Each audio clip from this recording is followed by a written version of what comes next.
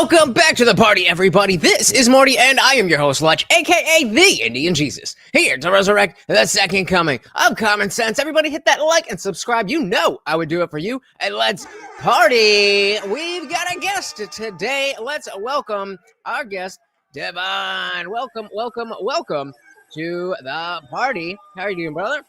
What's going on? I'm great. Where's Morty? Well, speaking of the devil, Morty is here. Guys, don't forget that every single donation comes with a treat for Morty, and check out that swole goal because Morty can get some peanut butter to get 10 super chats of $2 or more. Cool. He's the only reason I'm here. So yeah, there you go. So speaking of, we after I covered the Dave Smith and Douglas Murray debate.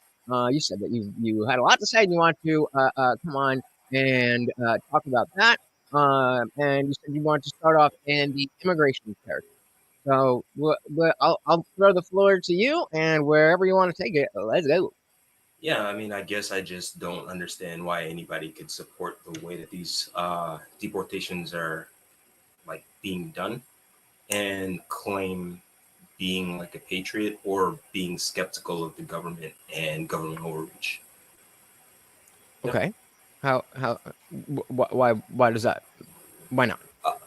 Because a lot of them are just being done unconstitutionally, and the administration is either lying about things or they are doing things in a way that just avoids the law or tramples on people's rights.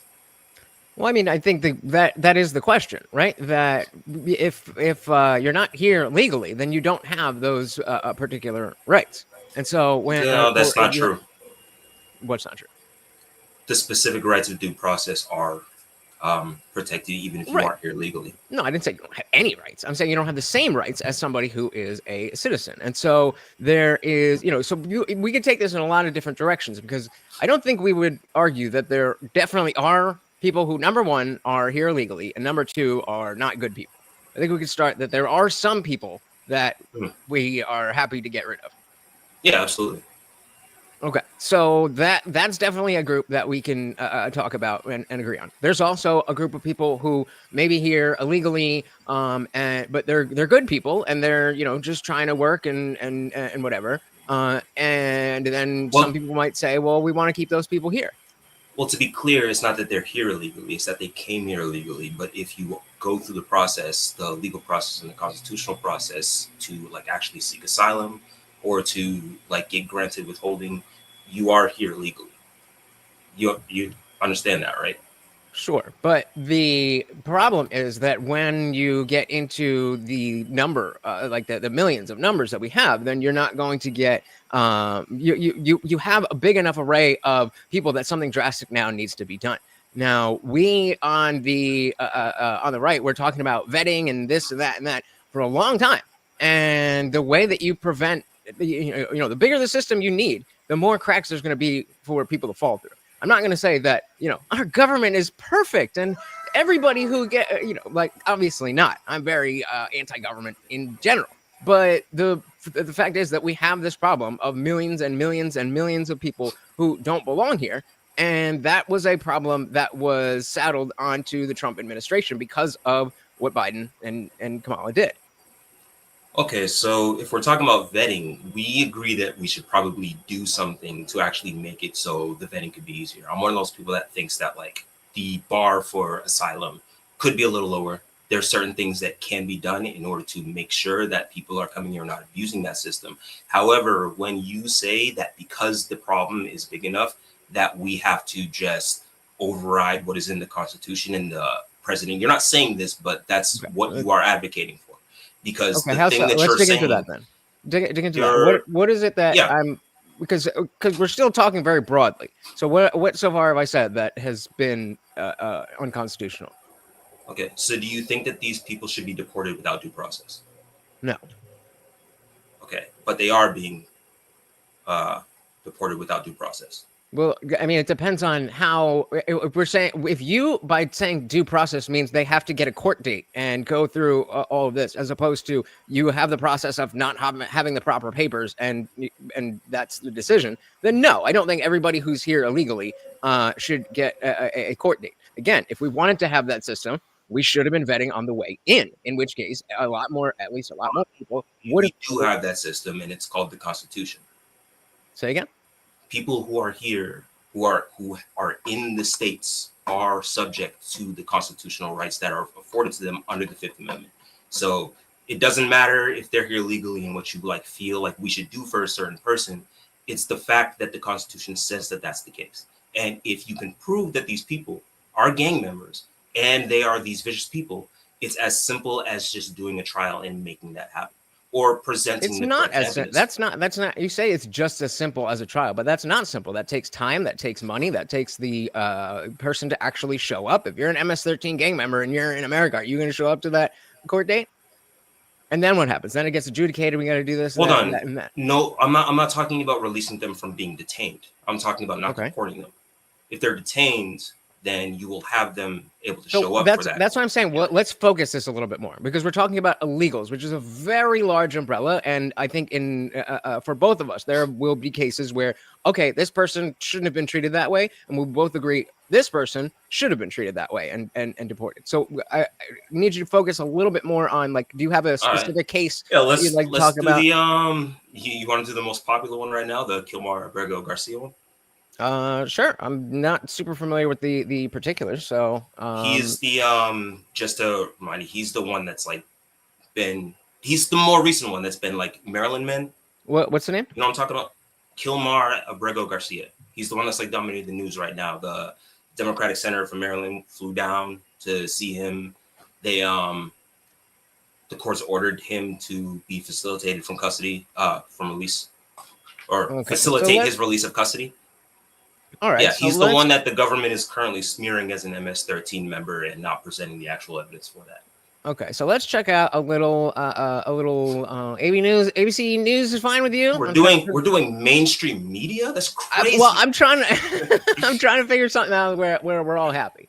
So let's see what they're saying here. From the United States are now in El Salvador on a quest for answers about Kilmar Abrego Garcia. The Maryland man was wrongfully deported in what the White House calls an administrative error. The Supreme Court ordered the Trump administration to facilitate Abrego Garcia's return to the United States. But the Justice Department says because he's in a foreign country, its hands are tied. One of those lawmakers now in El Salvador, Oregon, Congresswoman Maxine Dexter, joins me now for more on this. Congresswoman, thanks for coming on. I'm curious, have you met with Abrego Garcia yet, or do you think you'll get a chance to? No, and I'm sorry to do this, but just to clarify, we actually left El Salvador late last night, so we are en route back to our homes. But we were denied the opportunity to meet with Abrego. Talk about the case. El Salvador. That's what I was going to say. Your hotel? I think it was so important for you to see him too, that you went all the way there to try to. Yeah, I think the most important thing that this trip accomplished is keeping this story and the constitutional crisis. It really illustrates front and center. This is one man and family's nightmare, but it could be anyone's. Constitutional rights to due process are inclusive throughout the country, no matter status. And so we were there to make sure that people understand the threat to Abrego Garcia is a threat to everyone in this country. And the people in my district have reached out on this issue more than any other because they understand that we need to fight for our constitutional rights. Have you had I mean, that's is there anything specific, just want to give a basic overview of what we're talking about? Well, I mean, most of the right wing, either alternative or I'm not going to say mainstream because I don't necessarily know what like Fox News and them are saying, but a lot of people are saying that he was confirmed MS-13. The government itself is saying that. Can I cuss on here? I mean, yeah, we try to keep it, with the YouTube words, like we say RPay and P-Hub content instead of corn or whatever. But right, well, regular curses, fucking curse. All right, shitty cool. mouth. They're bullshitting, and they're lying about someone. And I think that if someone was a true patriot, they would see, or at least not take the government's claim at face value against an individual's personal rights that are afforded them. So the government is claiming that he is MS-13. Right. The reasons that they have said that was because of the tattoos that he has. Did you see the tattoos? I mean, if it's the same guy, yeah. Let's see if I have anything here, but and pull up the version that doesn't have the doctored MS-13 over it, just the raw. Okay. Well, since you bring that up, then we do have to go All over stupid. So this Trump video. knows how dumb his base is. Knows. Hold on. Where are we? We're going to come back to this D96. Does he think we're all stupid? So Trump knows how dumb his base is, knows how dumb the people that voted for him are, that he thinks that he can absolutely get away with this with everyone else. This photo has MS13, claiming that that is a literal tattoo on Gilmar Garcia's. No, I don't think he's at all stupid. I think he is going to question some people in this country after seeing things like this. These are his actual tattoos. Yes, those are his actual tattoos. This looks like someone took this photo, typed in the letters MS and the numbers 1, 3. You might be onto something there. That might actually be exactly what they did. It's almost like Trump put those numbers there so you could understand what each of those symbols meant. That's silly. Why would he do that? Can you pause that real quick, though? Yep. I 1000% agree with what you just said. I know a lot of people are making like a stink saying that, like, oh, he put those numbers there in order for it to be like, oh, that's what the actual tattoo was. I understand the idea that it was supposed to be those tattoos meant something and they were encoded in a gang sign. However, everything that I know about MS-13 is that they brandished their sign explicitly without encoding it, for one. And for two, even if that's the case, that is an MS-13 tattoo and it is encoded, that doesn't change the fact that they need to prove that in court before they decide to throw them away, because they can make that argument with any tattoo. They can say, this is encoded MS-13, deport somebody, send them to Sakat, and it's whatever. They can literally do that. So, I mean, that's not really This like is the strongest argument. MS-13 didn't pop up yesterday. We know, I mean, I'm not an expert, but yeah, nobody said they did. Right. So and it's so let me back up. Why is it that you specifically said bring up the one without the M and the S and the 1 and the 3 there? Because I don't necessarily know how, I can't speak to your mind, and that's the state that I was coming from. I didn't know if you believed that tattoo itself, the MS-13, was the actual tattoo, because it seemed like you were unfamiliar with the case. And I know a lot of people who like watch all this stuff, they will look at like what Trump does and everything, so and like they'll say that. So yeah, I didn't think that you or like your audience knew that, but I'm glad that you are on the same page as me, where it was like he wasn't putting that to show that was the tattoo. So he was signifying what each one would technically. So then you're think. claiming that. And for the record, though, just real quick, I thought that the actual tattoo itself is convincing evidence that he might be MS-13. For the record. So again, then why are we? What's the issue? Because they haven't proven that he's MS-13, and all of the evidence that they're citing is either faulty or hasn't been proven in court, or hasn't allowed him to give his choice, his stance in court to prove that he's MS-13. That tattoo, do you agree that tattoo doesn't explicitly show that he's MS-13? No. Okay, so how do we prove that he's MS-13?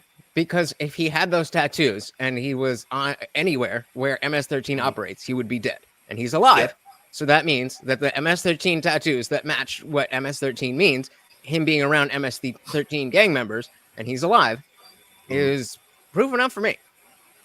Okay. Let's go to. Do you not? Hold on, just real quick. Do you? What is your stance on him being MS-13? He's got the tattoos. I mean, did you not just say that the tattoos weren't convincing to you? Maybe I got that wrong. No, I said precisely the fact that if you have these tattoos and you're in a physical area where there's other MS-13 gang members, you either are in MS-13 or you're dead. No. So the fact that he's not dead. Hold on. No. That's you assuming that the tattoo is MS-13. Yes. If the tattoo is an MS-13. So you're making that assumption, right? No, yes, but it's not an assumption based on. I mean, I don't even know. I don't necessarily know if I would call it an assumption. Like, would you say that it's an assumption that this is a tattoo of a clipper ship? I mean, that's not really an assumption. No. That's you understand that that's like an insane comparison that you just made. Okay, right? well, let's go. All right, so hold on. Show me that same tattoo. Show me that same tattoo again. Show me the same tattoo again.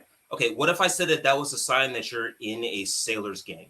Okay, so find the sailor's game, match up that tattoo, and if I've been so basically that boat, a lot of sailor gangs they like to have boats, and they have tattoos where they have like a certain amount of sails. Therefore, that tattoo that you just gave makes you in that gang, and I could just deport you and send you to Sakat. You have no if that were the case, yes. You have no chance to prove that you are not in that gang, despite the Constitution. because fuck the Constitution. I'm So just gonna say yes, it's a cop. okay, fine. I'll agree with you that if there was a gang that had very popular tattoo designs that Mhm. other people were getting in Yeah. very popular numbers, that would not be a good justification. But that's not the case with MS-13. So let's go to what D96 says. Let's say you're in a line to a concert and someone without a ticket cuts in. You call out the line cutter, and everyone around you gets angry at you instead of the line cutter. That's really what it sounds like when we're talking about this, where it's not. No. Uh, No, it's not at all. It's like we're in a line, right? And we're looking at somebody who nobody even knows cut the line, and we're just calling him a line cutter, and then we beat his ass and like throw him out the dumpsters, even though like we don't know if he cut the line. That's exactly what it is.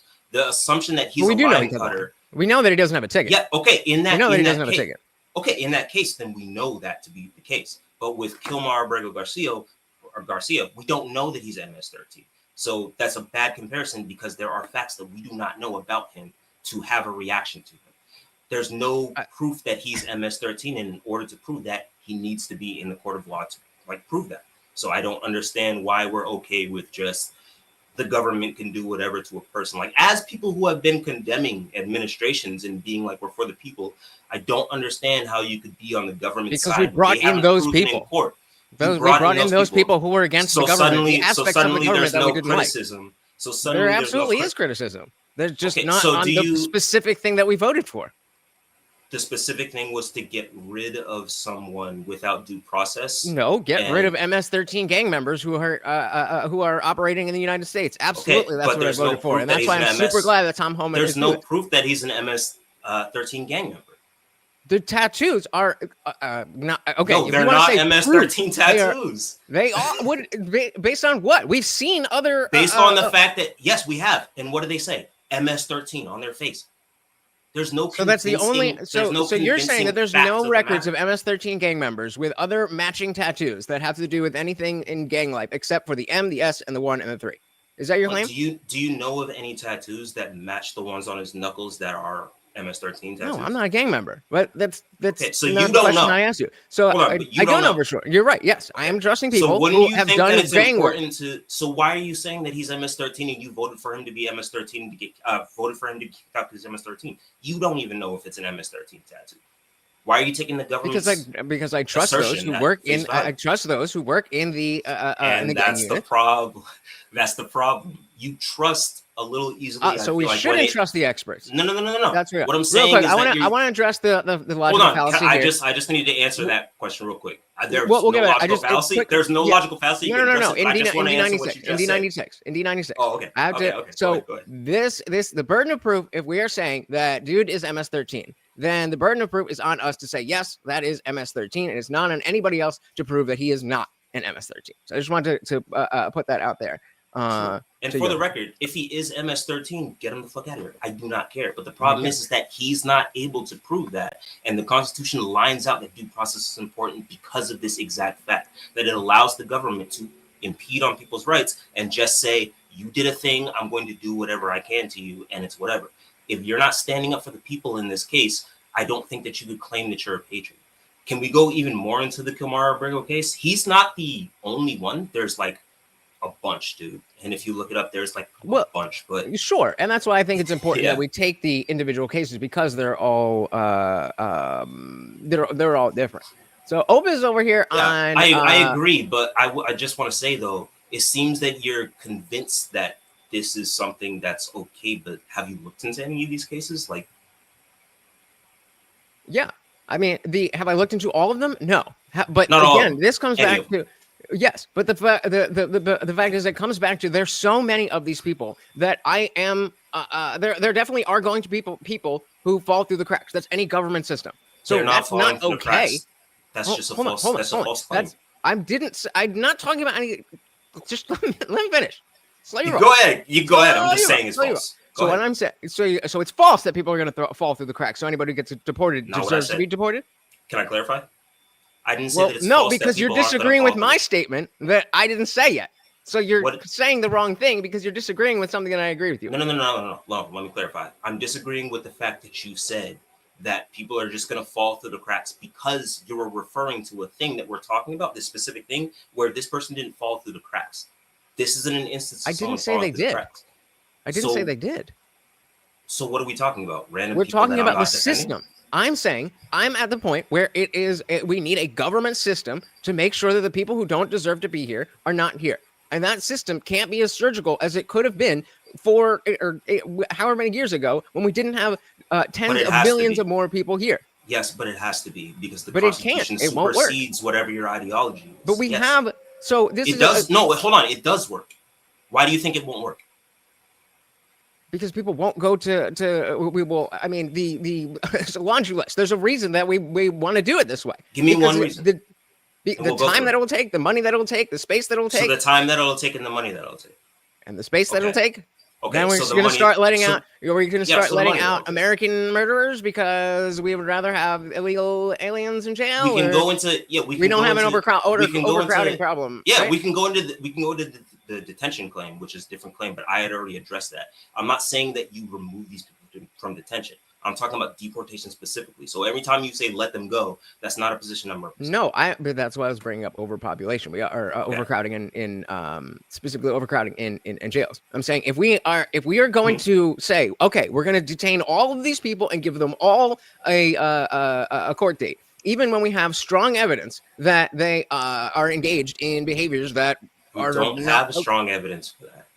You're just saying. Even if we have the strong evidence that they are engaged in illegal activity. So let's go. This is a great example here from T96. If it was an Aryan Brotherhood gang member and he didn't have a swastika tattoo, would it be the same logic? If he was an Aryan gang member, he didn't have a swastika tattoo. Yeah, so he doesn't have a specific tattoo that says "I am in the Aryan Brotherhood." But we know that he associates with the if you had the evidence I'm trying to ask the question because are we talking about deporting someone or are we talking about putting them in jail? Let's go the Aryan gang brother because we'll say let's keep it the same. They are somebody who is in jeopardy of being deported. Let's talk about deportation. And so instead of it being MS-13, we're just replacing it with Aryan Brotherhood. You prove it in court. This is the way that the Constitution lines it out. This is the way that the INA lines it out. This is what you do. I don't care if they're a white supremacist. You go through the court system. You don't have the ability to just weaponize the executive branch in order to supersede the judicial branch. That's not how this works. And you can't call yourself a patriot if you think that, because this is a problem, we could step over the Constitution. This is the same logic that lefties use when they say there's a lot of gun violence, therefore Second Amendment should be gone. So we need to be consistent and have a principle that's based in the Constitution if we're going to call ourselves patriots. These people need due process because it's outlined in the Fifth Amendment. MS-13 is a serious thing. If you are MS-13, you can get the fuck out of here. But a lot of the people that they have brought up, they said they're MS-13 because of tattoos that have nothing to do with it, or Trendy Arago because it has nothing to do with it, or they haven't proven that. Or there's actual court documents or criminal records or lack thereof from the states that they came from that show that that's not the case. Fair enough. And I think you clearly know this case better than I do. Was he here illegally, or was he here on a visa? No. So he had entered the case. He had entered illegally in 2011 at that point, right? But what he ended up getting, because he actually waited too long to get asylum, which happens, and he should have got on it. He was detained and he was brought in where he had worked out his asylum case, or not asylum, his protections, I guess. And what he ended up doing was proving that by a higher bar that he got granted withholding from removal status, meaning that he was able to prove to the government that he would suffer more persecution, even more than what someone who was claiming asylum would be. So he met a higher bar than anyone who had even claimed asylum by getting withholding from removal. So what he ended up getting granted was that, he can't be deported to El Salvador where he is being persecuted. He does have a deportation order, but since we can't send him there and we can't send him to a random third party, we're giving him work permits, and he could stay here as long as he shows up and abides by the rules with ICE. He was doing that entirely. As long as he shows up and follows all the rules. Yes, which we know. Which is exactly what. No, that's exactly what he was doing since 2011. It's 2025. Oh, I'm sorry. To be correct, since 2019, and it's 2025. So he's been doing this for years. The idea that he was going to skirt it is just factually wrong based on the fact that he has been. Okay, we don't know that. It's not factually. No, we no, might no, have no. strong evidence No, that he would we have showed do. up, but let's not act like we have a crystal ball. No. So, we Bambi, do, we're talking because about there's Kilmore court Abrego. Hold on, why are you Garcia. ignoring the facts? Don't talk over the facts. We do know this. You just said he's going to. You just made a claim about the future, brother. No, that's not what I made a claim about the future based on what he had been doing up until that point. Fine, but that's evidence that he will show up at court again. You don't know that just because he showed up to court before that he's going to show up to court again. Do you think I'm talking in definitives? Obviously, the universe could. You did though. That's what I'm saying. You're saying you understand that we're talking. Up, we're not talking about like definitive universal absolutes, right? Like gravity could be suspended tomorrow. Obviously, I'm not going to make a statement that says gravity is 100%. Then don't make a statement that gravity's not going to work. Yeah, we're everyday people. We're not talking about like the rules of like the universe, dude. It showed that. But your argument depends on your argument. You're saying that you know for a fact that he's going to show up to this this court case, and I'm just picking out the fact that you don't know that, and you may have strong evidence to believe that. But especially now that circumstances have changed and everybody knows who the fuck he is, it stands to reason that the previous behavior may not follow the future behavior. That's not necessarily true, because what you're saying is that now everybody knows who he is based on nothing, for one. For two, one of your commenters, he had said something, DN6 or whatever. He had said something just before this comment that's on screen, and I forgot what it was. Do you know how to pull it up? We got it's been proven in court, but you literally say they're going to assume all tattoos are gang ones and report everybody. That wasn't the one, but I can respond to that because he's a criminal already. He wasn't following the rules. Ooh, okay. Yeah. But that one that you're showing right now is the one. Okay, so no, crossing the border it's not a crime, it's a civil offense for one. So but that makes it a crime. Civil offenses are illegal. You're not allowed to commit a civil offense because it's against the law. Does that make it a crime? Yes. A criminal offense? Yes. No, it doesn't make it a criminal offense. It still makes it a crime. Hold on. Let's do some Google real quick because I want to be sure of myself. Are civil offenses Opus saying quote being persecuted by who? I'm sorry, Opus. Can you give a little more context to what you're asking? I'm not really sure. That let's not move too forward because I still got to address something he said. But real quick, no, civil offenses are not the same as crimes. You can Google it right now. That's not the case. You said it's not illegal. You're removing the goalpost. You first said we could rewind it, but that's not what I said. I said it's not a crime. Do you want to make a bet? Because I could use some money. No, I trust you. If I misheard that, fine. But don't trust me. Don't trust nobody, bro. You watch Yellow Jackets, you know. I trust that if I didn't trust that you were going to sit here and not lie to me, then you wouldn't be here. Okay. So the other thing that he had said that I need to address when he said it's been proven. So this is I think this is again what ties into like the expert conversation that we're going to have. But this is a fundamental misunderstanding on how the system actually works. So the document that people are citing where it says he's proven that he's MS-13 was a bond hearing determination. A bond hearing determination is just going to tell you why you were denied bond. It isn't going to be an adjudication of what you actually did or what you actually are. If you look at the actual bond determination and what that was based on, it was based on a double hearsay account from an unnamed informant saying that he was Tren de Aragua, which the judge who granted him withholding even said that there are problems with this hearsay document that don't add up. For instance, they were saying he was a gang member in New York. He had never been to New York. They were saying that his tattoos or his clothing represented MS-13. It was like a bull's hat, and it was like a hoodie that like a lot of people, if you just be around like hood niggas, like that's just shit that they wear, bro. Like it was some insane shit that even the judges said weren't convincing. Even the one that didn't grant him bond said that a lot of the information in that document didn't even make sense. But so if you were gonna start a gang and you wanted to have symbols so that everybody knew what the gangs were, but then you start to realize, if we're this blatant about our symbols, then we're going to get arrested because the cops are going to be able to directly tell. So let's have symbols on symbols on symbols. And so when you put these things together, not one of these things on its own is evidence. But you see, you have the hat with the horns that you can only get if you do this. You got the teardrop. You got the things on your fingers that you got to earn from killing people. All this stuff. When you put it together, that is how court works. You're right, but that was never adjudicated in court. So, so let's go to what. What's your no? Don't skip, because I want you to tell me what the problem with that is. Said you just made up a scenario that because said, we've already discussed if he was a gang member, if he was a gang member, either it's explicit things that he has or it's some super hidden thing that he has to do. You're making up the scenario in order to justify the fact that the courts said that all of that evidence that you just mentioned wasn't even convincing. I disagree with that. Like, I disagree with the fact that the courts disagree said that it's not convincing. I disagree with the fact that it's not convincing. Okay, well, the courts disagree with you, and the courts that granted him withholding said that in the actual determination. And the courts are the experts, so we can only trust what the courts say, right? The court is always right. To be fair, you don't know anything about the case, so for you to make that determination blindly, why should we trust what you're saying about it?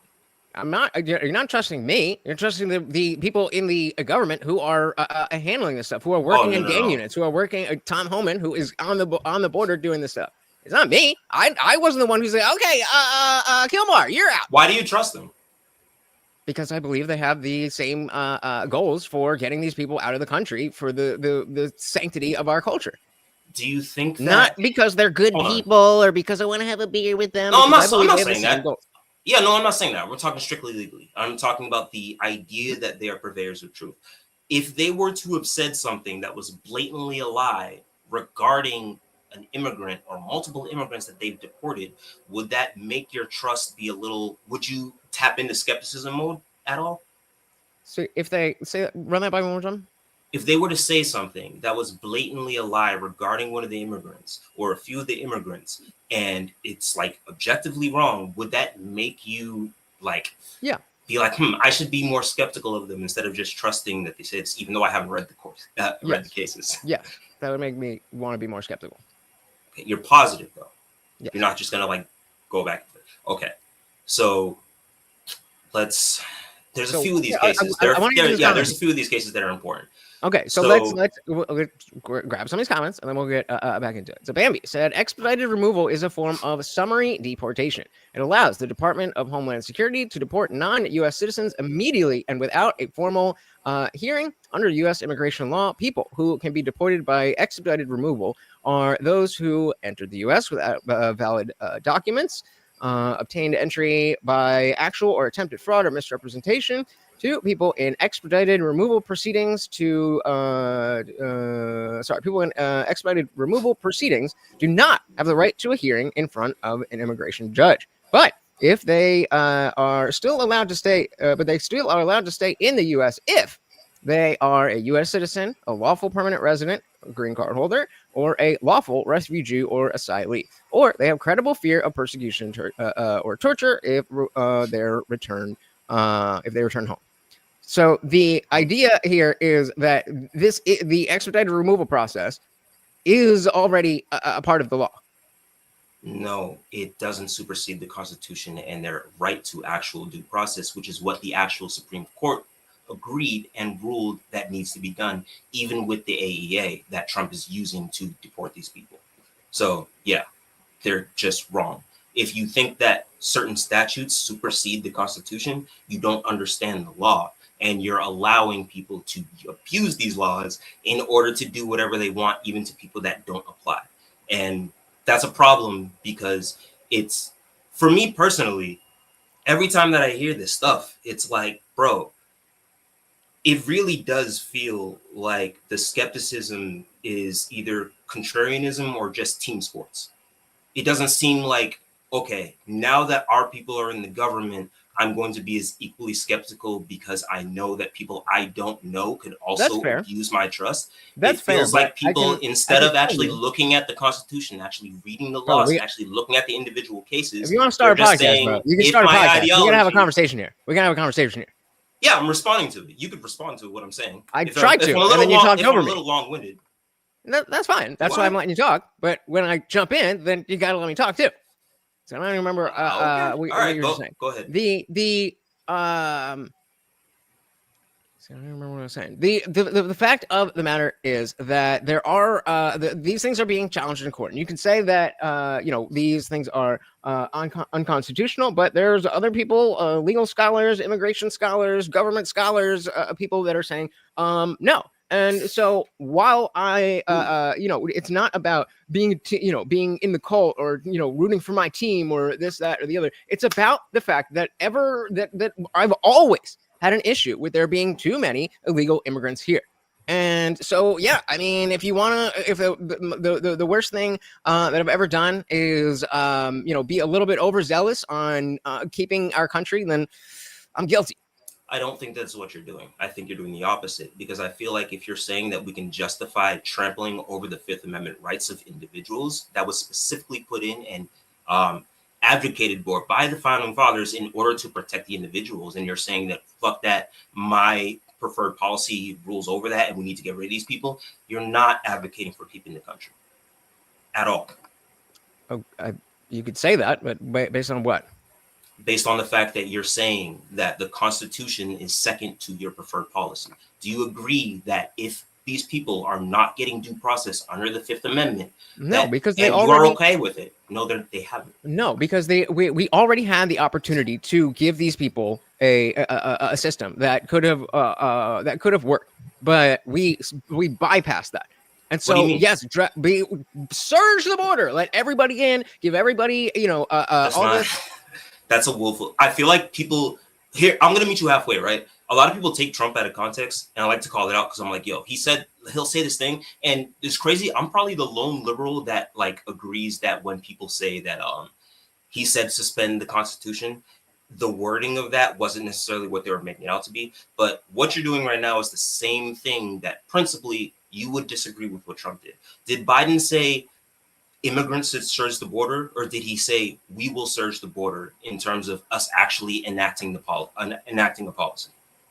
Mea culpa. I don't know to be honest. What I do know don't is use it as a supporting argument. And then 20 million people came over the border. So yeah, the exact wording I'm not sure. You understand that that's a bad argument, because that means that when Trump said fight, fight, fight, and people attacked the Capitol, then that means that him saying fight meant that. You're doing a correlation argument. So you think there's no connection between the 4-year period where an immense number of people came over, but that has nothing to do with what the president of the United States said? It has a lot to do with the policies of Democrats generally. Here's the thing. Even as a Democrat, I think that Democrat messaging on the border is kind of like allows for people to sort of like feel like it's a little more friendly, and maybe they feel like they can cross the border a little more. I'm more of like a border security type person. However, I'm just going to be honest about the words that people say, because that applies to both sides. And when we start abandoning the actual words that people are saying in order to score political points, we lose the country. Biden did not say immigrants, you should surge the border.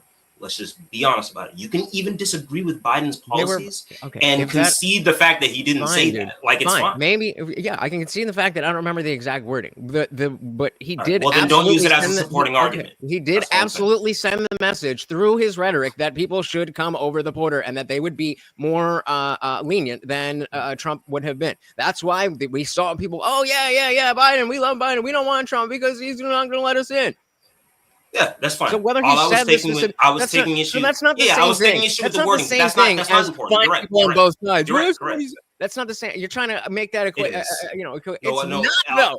Because can I tell you why it is? Can I tell you why it is? Did mean that there were white people. Can I tell you why it is? Because what I'm saying is, okay, he didn't use the exact words, but this is what he meant. No. This is not what he said, but this is what he meant. And you're saying it's the same thing. So even though Trump said find people on both sides, that is what he meant. That's your claim. No, I never. What? Okay, then it's not the same.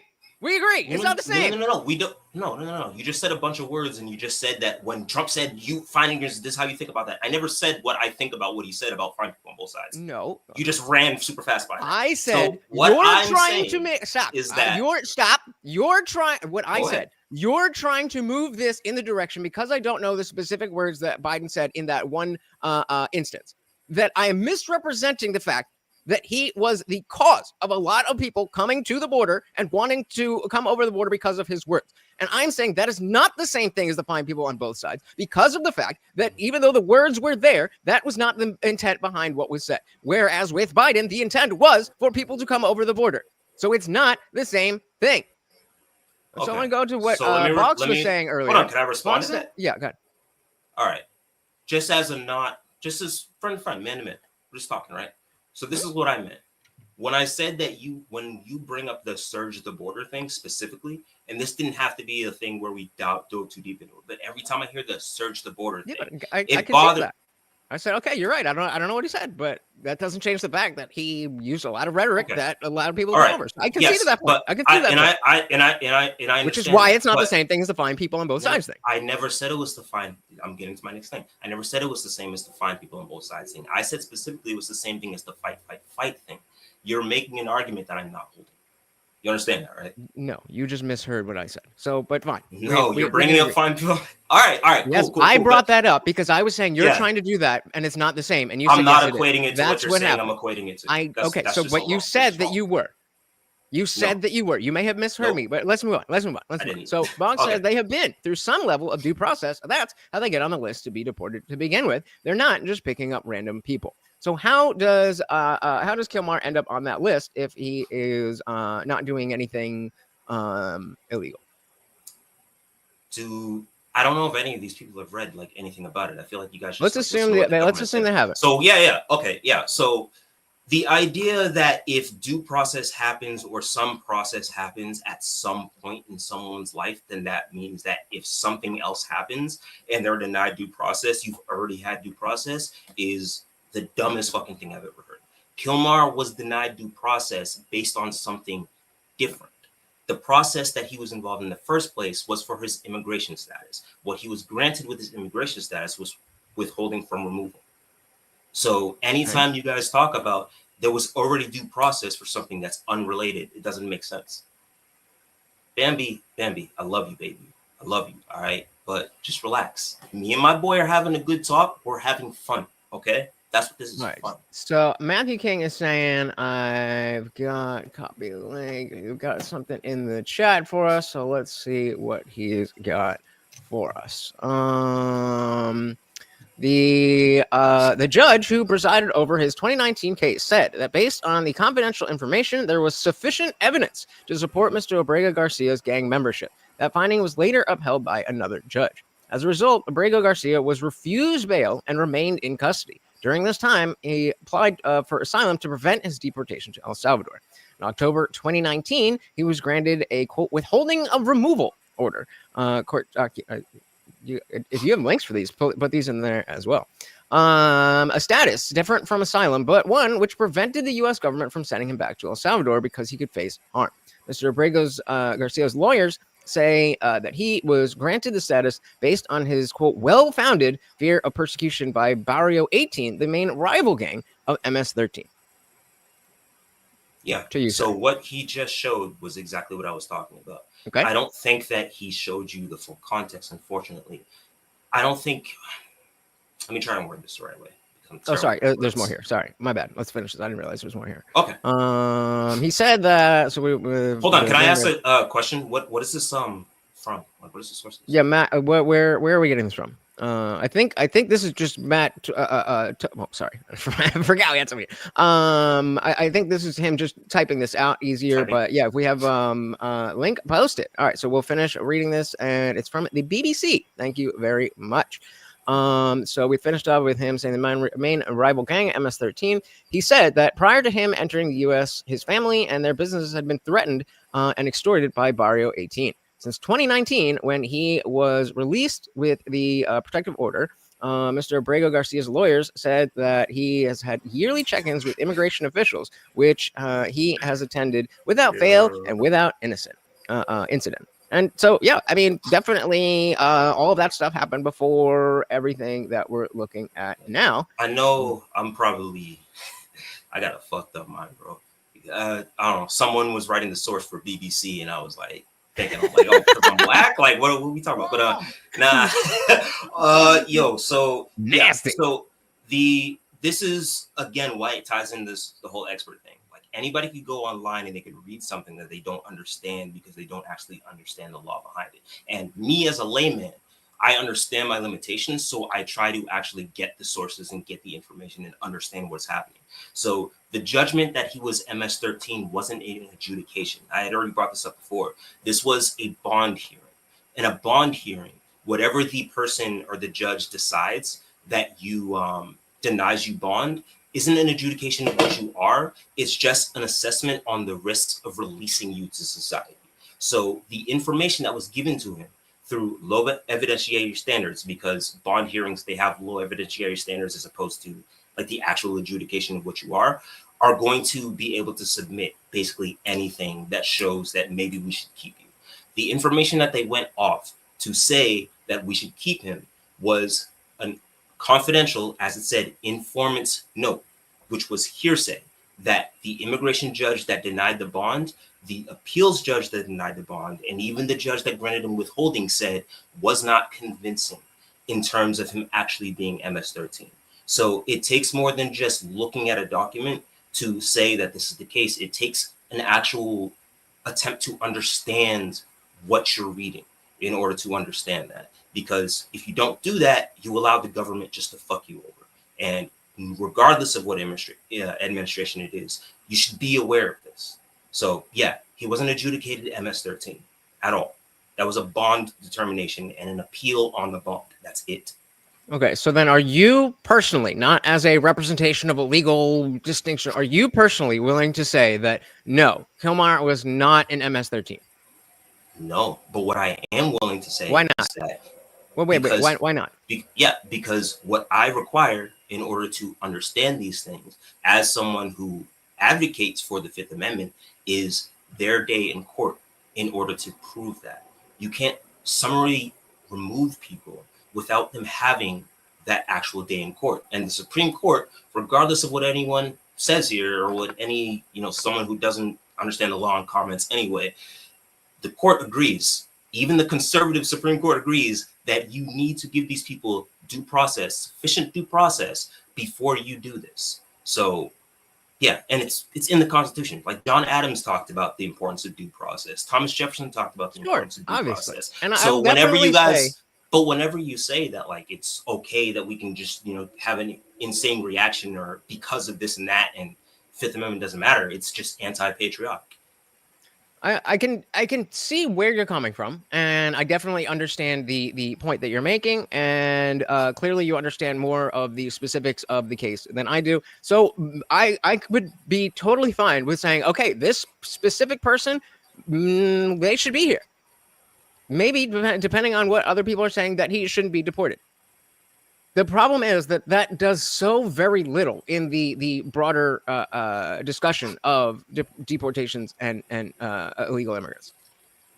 So where does that leave us? Yeah, this guy shouldn't have been deported.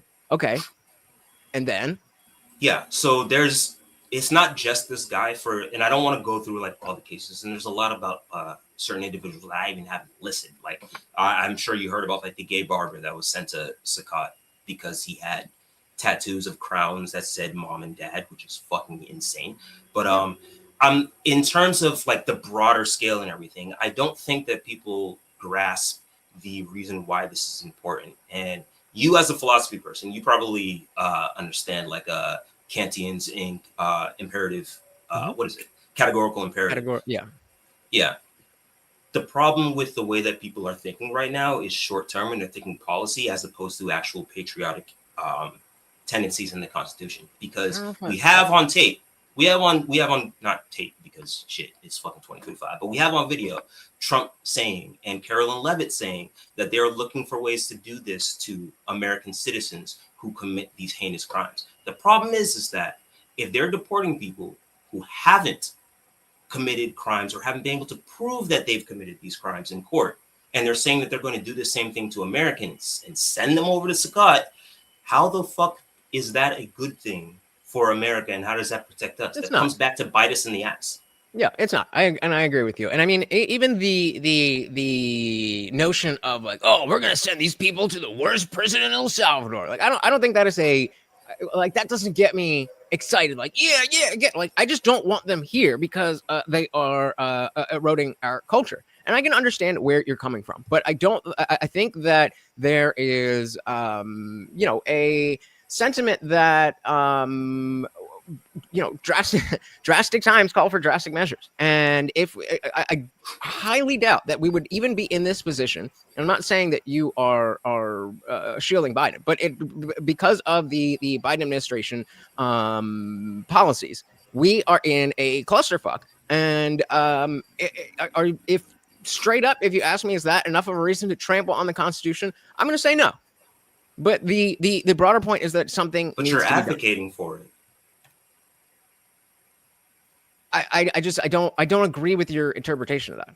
I don't agree with your Advocating interpretation. for it? Yeah. I mean, we have we could look at the court documents. They're all showing, stuff that's saying he was affiliating with other gang members and all this stuff. So I mean, the document fact that you're looking at again is the unnamed informants information that got sent to a bond hearing that was only denying him bond, which is low evidentiary standards. It's not adjudication of him being MS-13. And in fact, the cop that actually gave that document over as proof ended up getting suspended like a week later for what was he doing?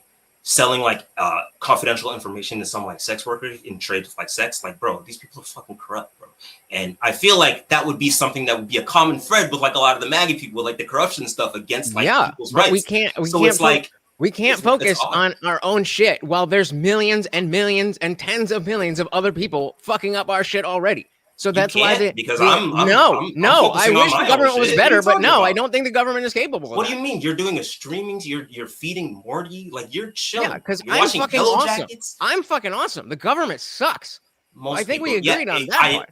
I agree, but I feel like the idea that people are just able to hand wave this stuff, especially when it's, in my opinion, way more extreme. I disagree with that. Less You're saying it's hand waving, and I'm saying it's people like Bambi with different evidence, different perspectives, and it's not as clear as it is this or it is that. There's gray areas that needs to be. There's factors that need to be put together, and it's fair if you think that it's unjust. And again, I'm not claiming to have the opposite position on this particular person. Maybe this person deserves to be here. I don't think so, based on everything that I've read. But clearly, I don't want to be a dick, but the only reason why people think it's a gray area is because they just don't understand the law.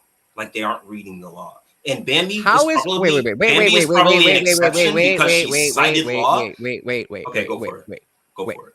So you're saying that people not understanding the law is why they are able to recognize the patterns of MS-13. Do you think that's what I said? That's why I'm asking you, because that was a terrible steal, man. What I'm saying is that people not understanding.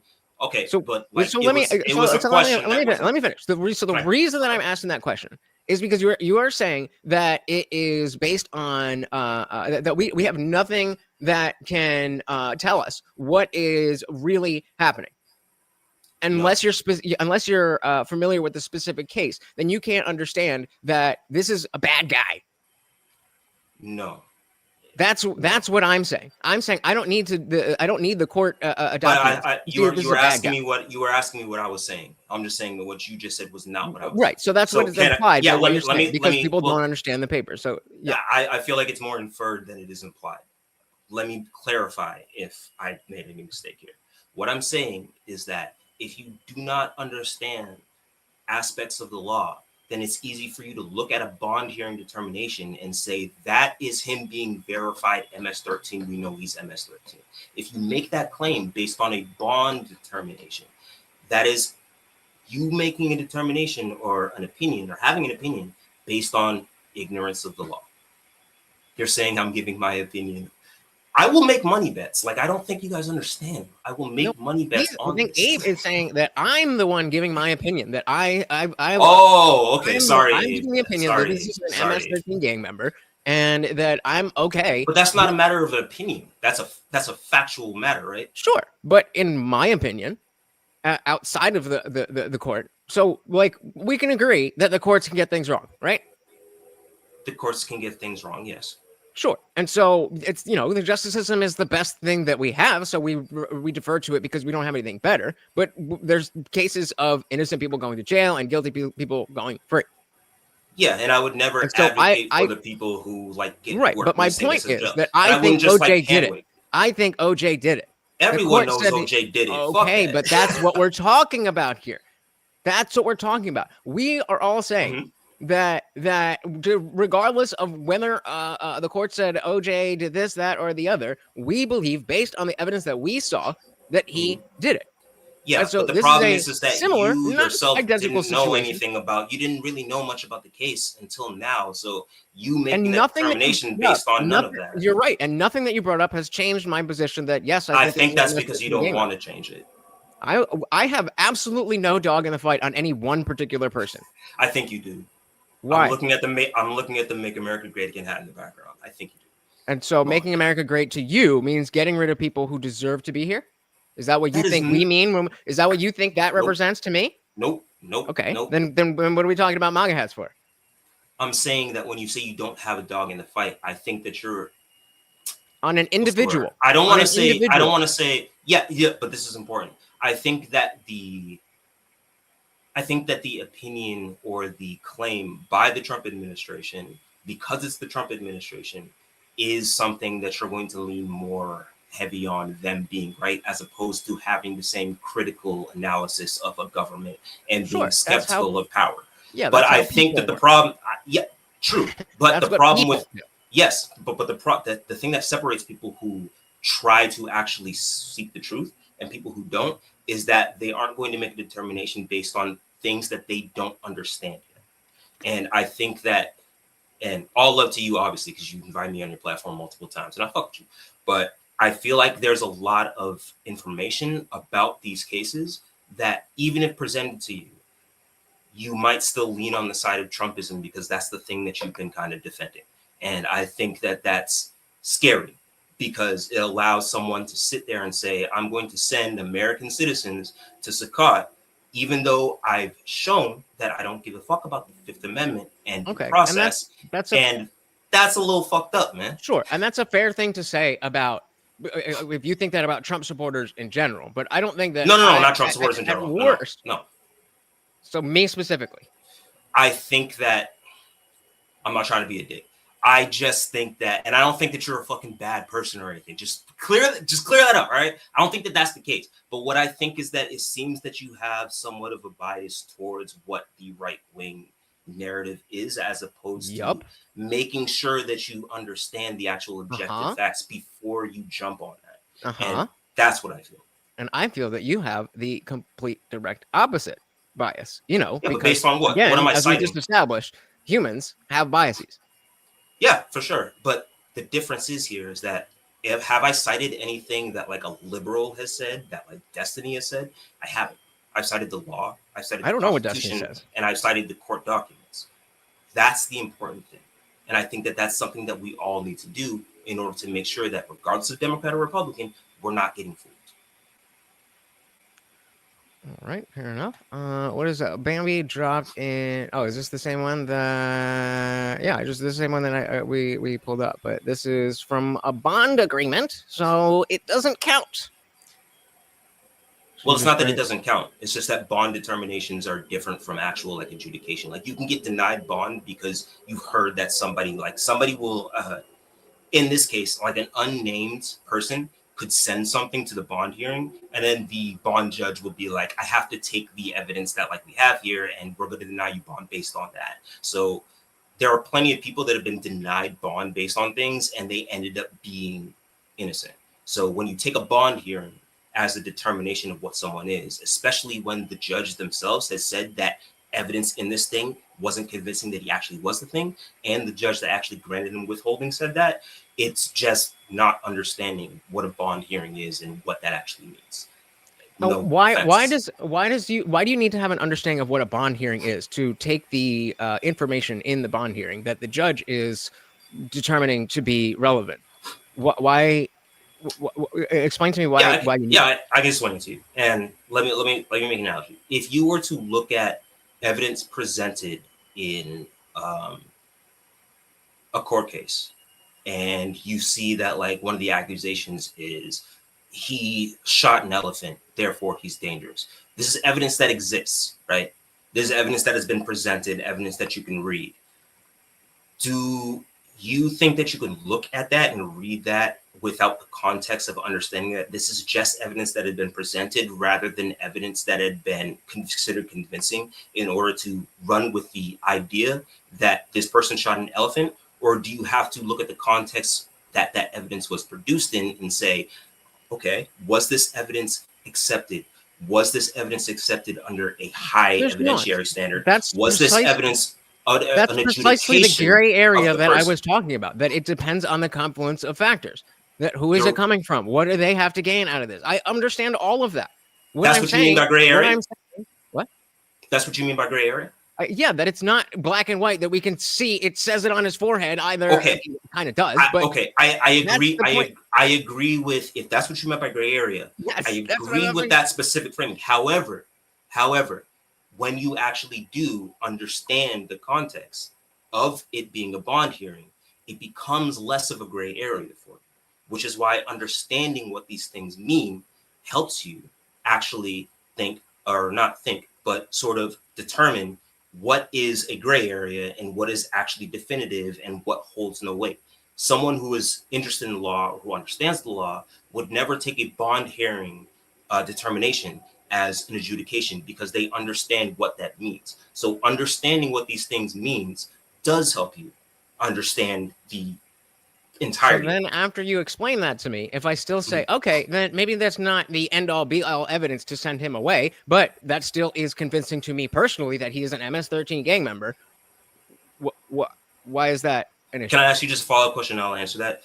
So in your opinion, you think that a hearsay document from an unnamed confidential informant citing things that the judges themselves have said, this doesn't add up, this doesn't make sense, these things contradict, you think that that's convincing to you? Not on its own. That's the thing we're talking about. With the confluence of factors. But no, that's yeah, not, I'm not all looking of at those things. This is what I mean. What were the other? When it's convenient, we look at one thing in a vacuum, and it's wearing a Bulls hat, so therefore it should be deported. No, it's the fact that he's affiliated with other gang members. That has the tattoos, and he has it's the all of those things that you cited. All of those things that you cited came from that report that I'm talking. The tattoos came from the report. Except the tattoos. The tattoos came. Hold on. Except the. Hold on. And what about him? What about him saying that? Tattoo. What about him talking about the other gang? Him talking about the other gang? That the gang was extort. Hold on. You just read that you hold on. I'm trying to understand. You only know about the other gang thing from what we just read, right? Yes. Or did you know this prior? Nope.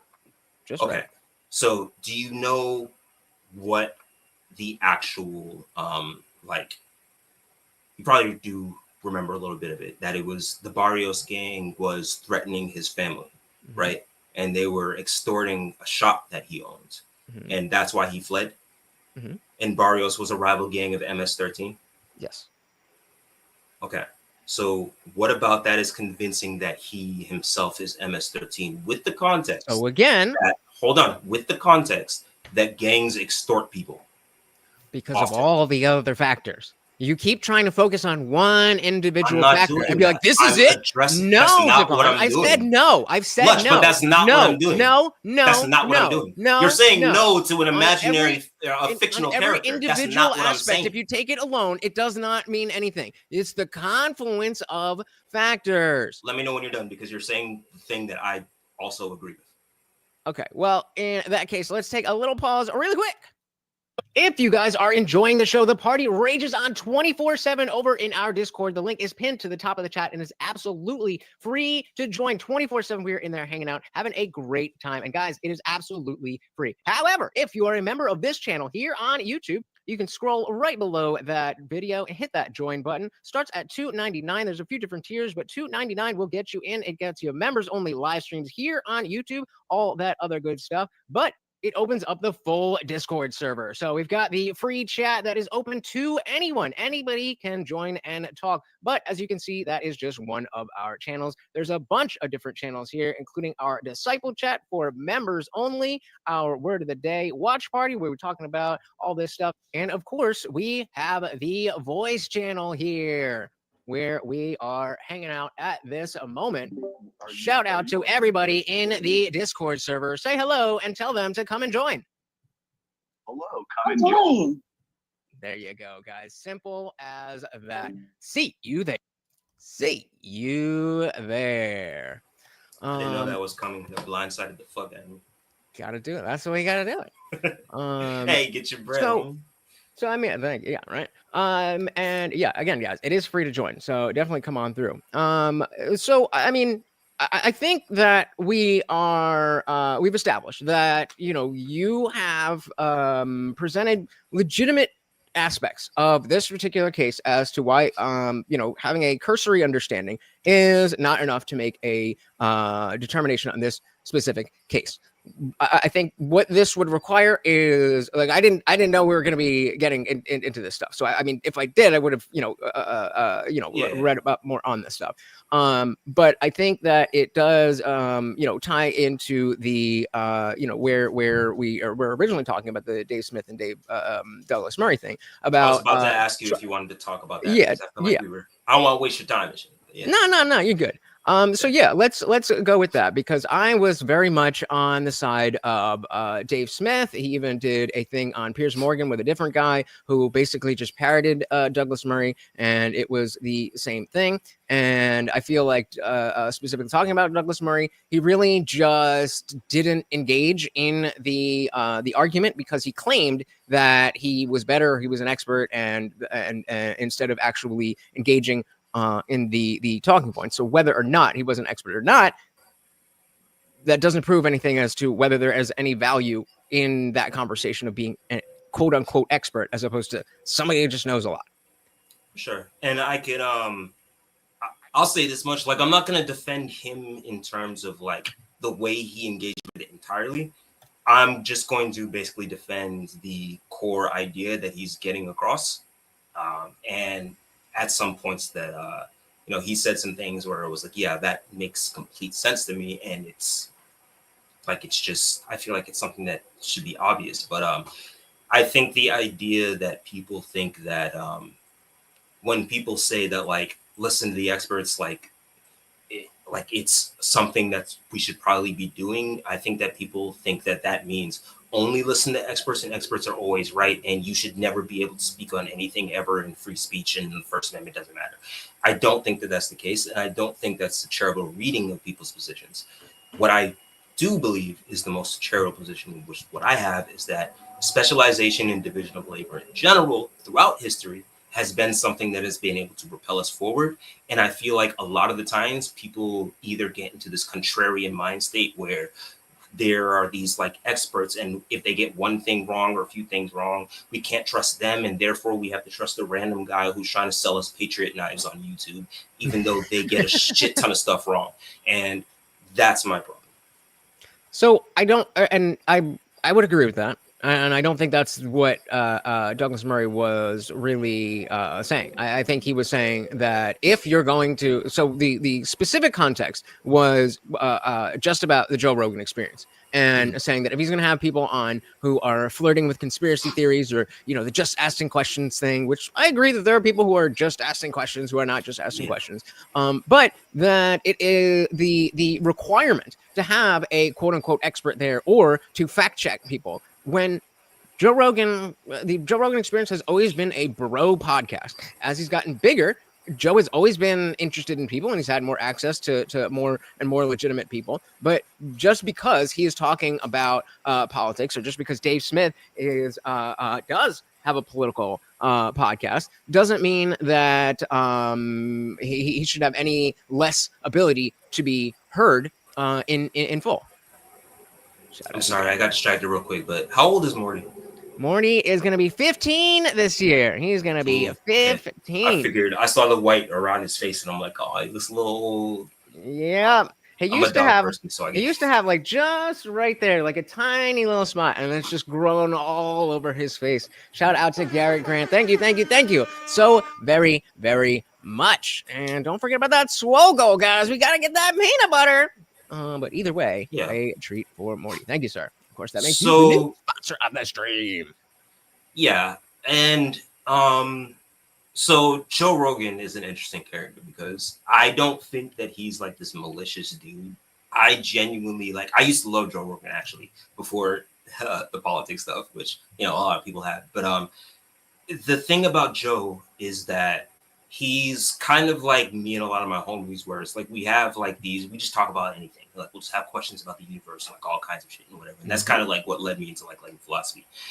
I think the problem is that when you engage with politics and you have a massive platform, it becomes a different thing than we're just like, talking or whatever. I feel like a lot of the people that Joe Rogan has brought on have been people who have historically gotten things wrong, who have lied purposefully, and who have a political bend that know that Joe Rogan is just going to take certain things at face value, and he's sort of like easy to just like, you can tell him this stuff and he'll believe it, even though Jamie has been able to hop in with the fact check a lot.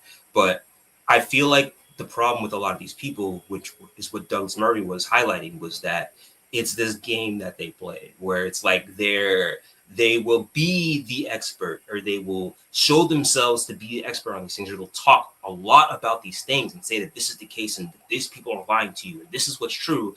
And then when they're confronted on it from people who know more about it, they'll say, well, I'm just a comedian. Like, I don't know anything. And it's like, yes, I don't know if you're like in the comics or you like watch MCU, or if you're just like a person in society. If you're a person in society, you know this quote: with great power comes great responsibility. People do Great not power if you're Norman Osborn. Yeah, there you Great go. respect. No, great respect. Yeah. I feel like a spirit. lot of people do not understand that. And I think that because the idea that like, I'm free to talk about whatever I want. Yeah, that's true. That's certainly true. I can talk about whatever I want. I can be interested in all these things. That's 100% true. But in terms of your actual principle and understanding that the words that you say matter and the things that you're saying matter and the information that you say matter, and people are looking at you to be the truth sayer against people who are lying to you, you have to be sure that you are actually being the truth sayer, or actually making sure that you correct yourselves on these things that you get wrong. And unfortunately, the problem with alternative media or people who like rail against like the experts, they'll do that. And then I'll see people who swear by these people, like the alternative people, the independent people, they'll make multiple mistakes, bro. They'll make multiple mistakes and it won't matter. It's just, where they'll still follow this person.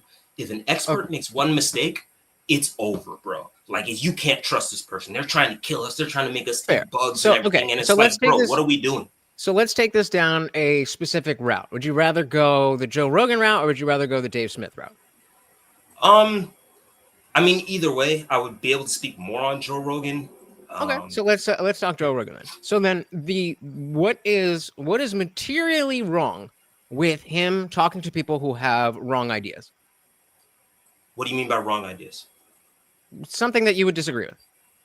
Something that you personally would disagree with. That you're saying that you want the fact checkers, you want the experts there. There's a problem there though with what you just said. If it's something that I disagree with, like I disagree with Drake being better than Kendrick, that doesn't make it objectively true, right? I don't have a problem with people platforming. So that's what I'm saying. So let's say, okay, so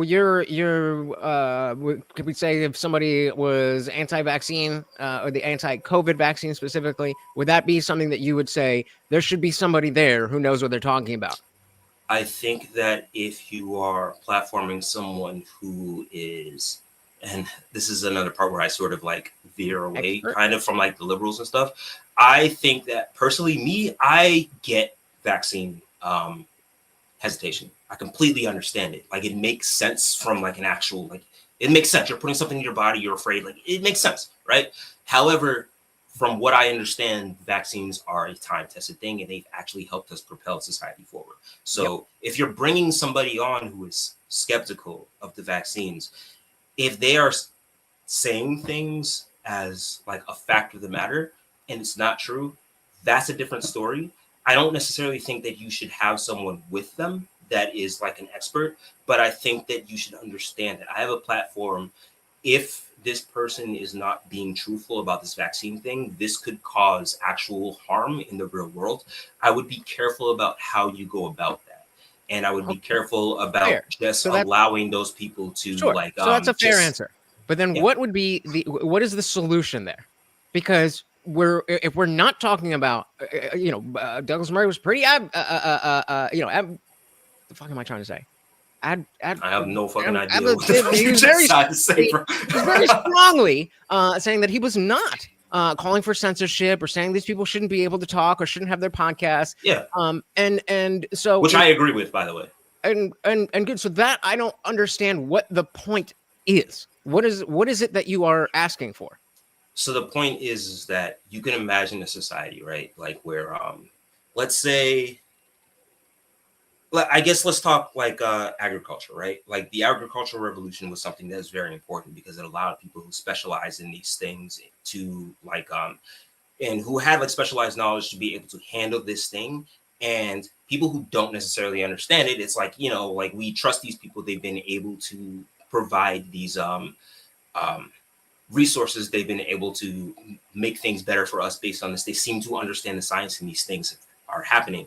So I think that what was the question? What would you want to happen?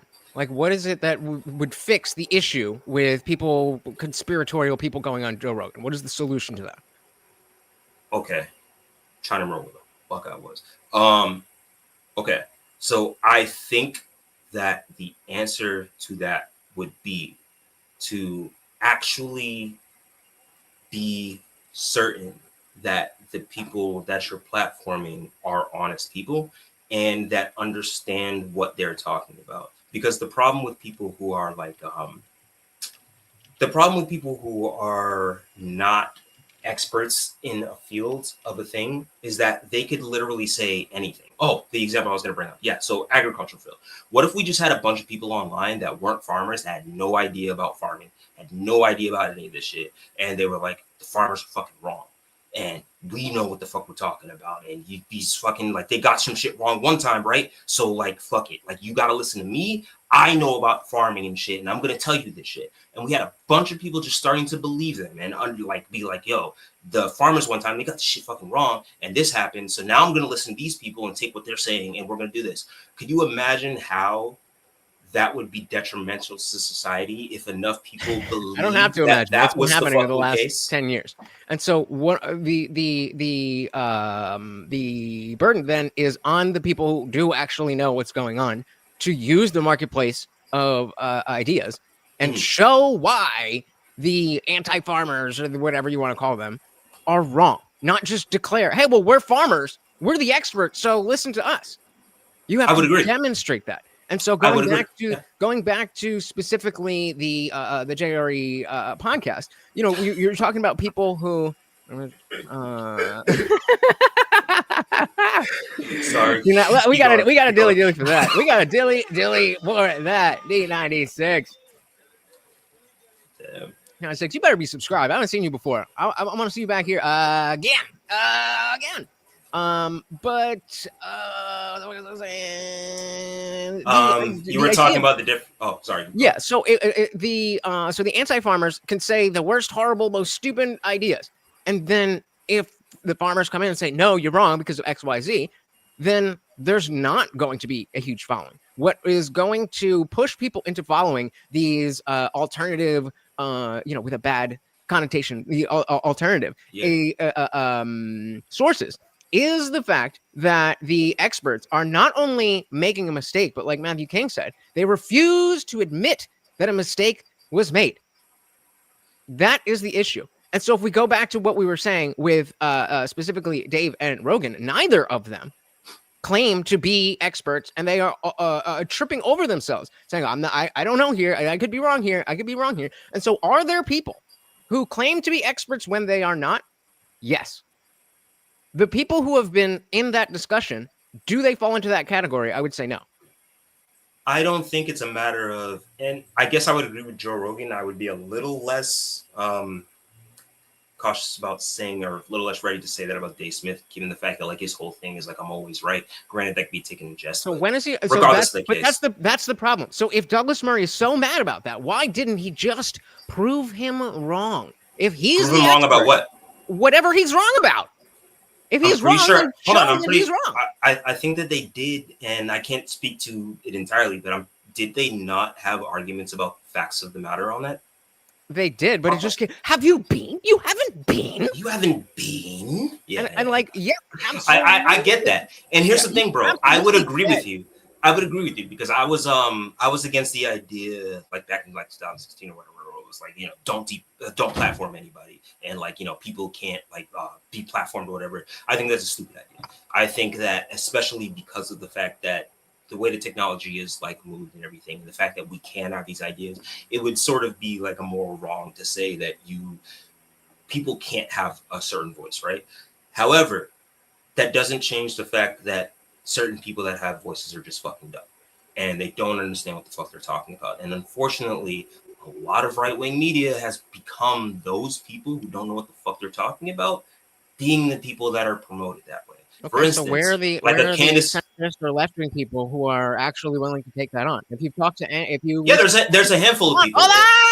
If you talk to anybody, if you talk to anybody who puts on events or tries to do debates or whatever, something in that realm, the constant complaint is that people on the right are down. You want to do the debate? Yep. You want to do a boxing? Yep.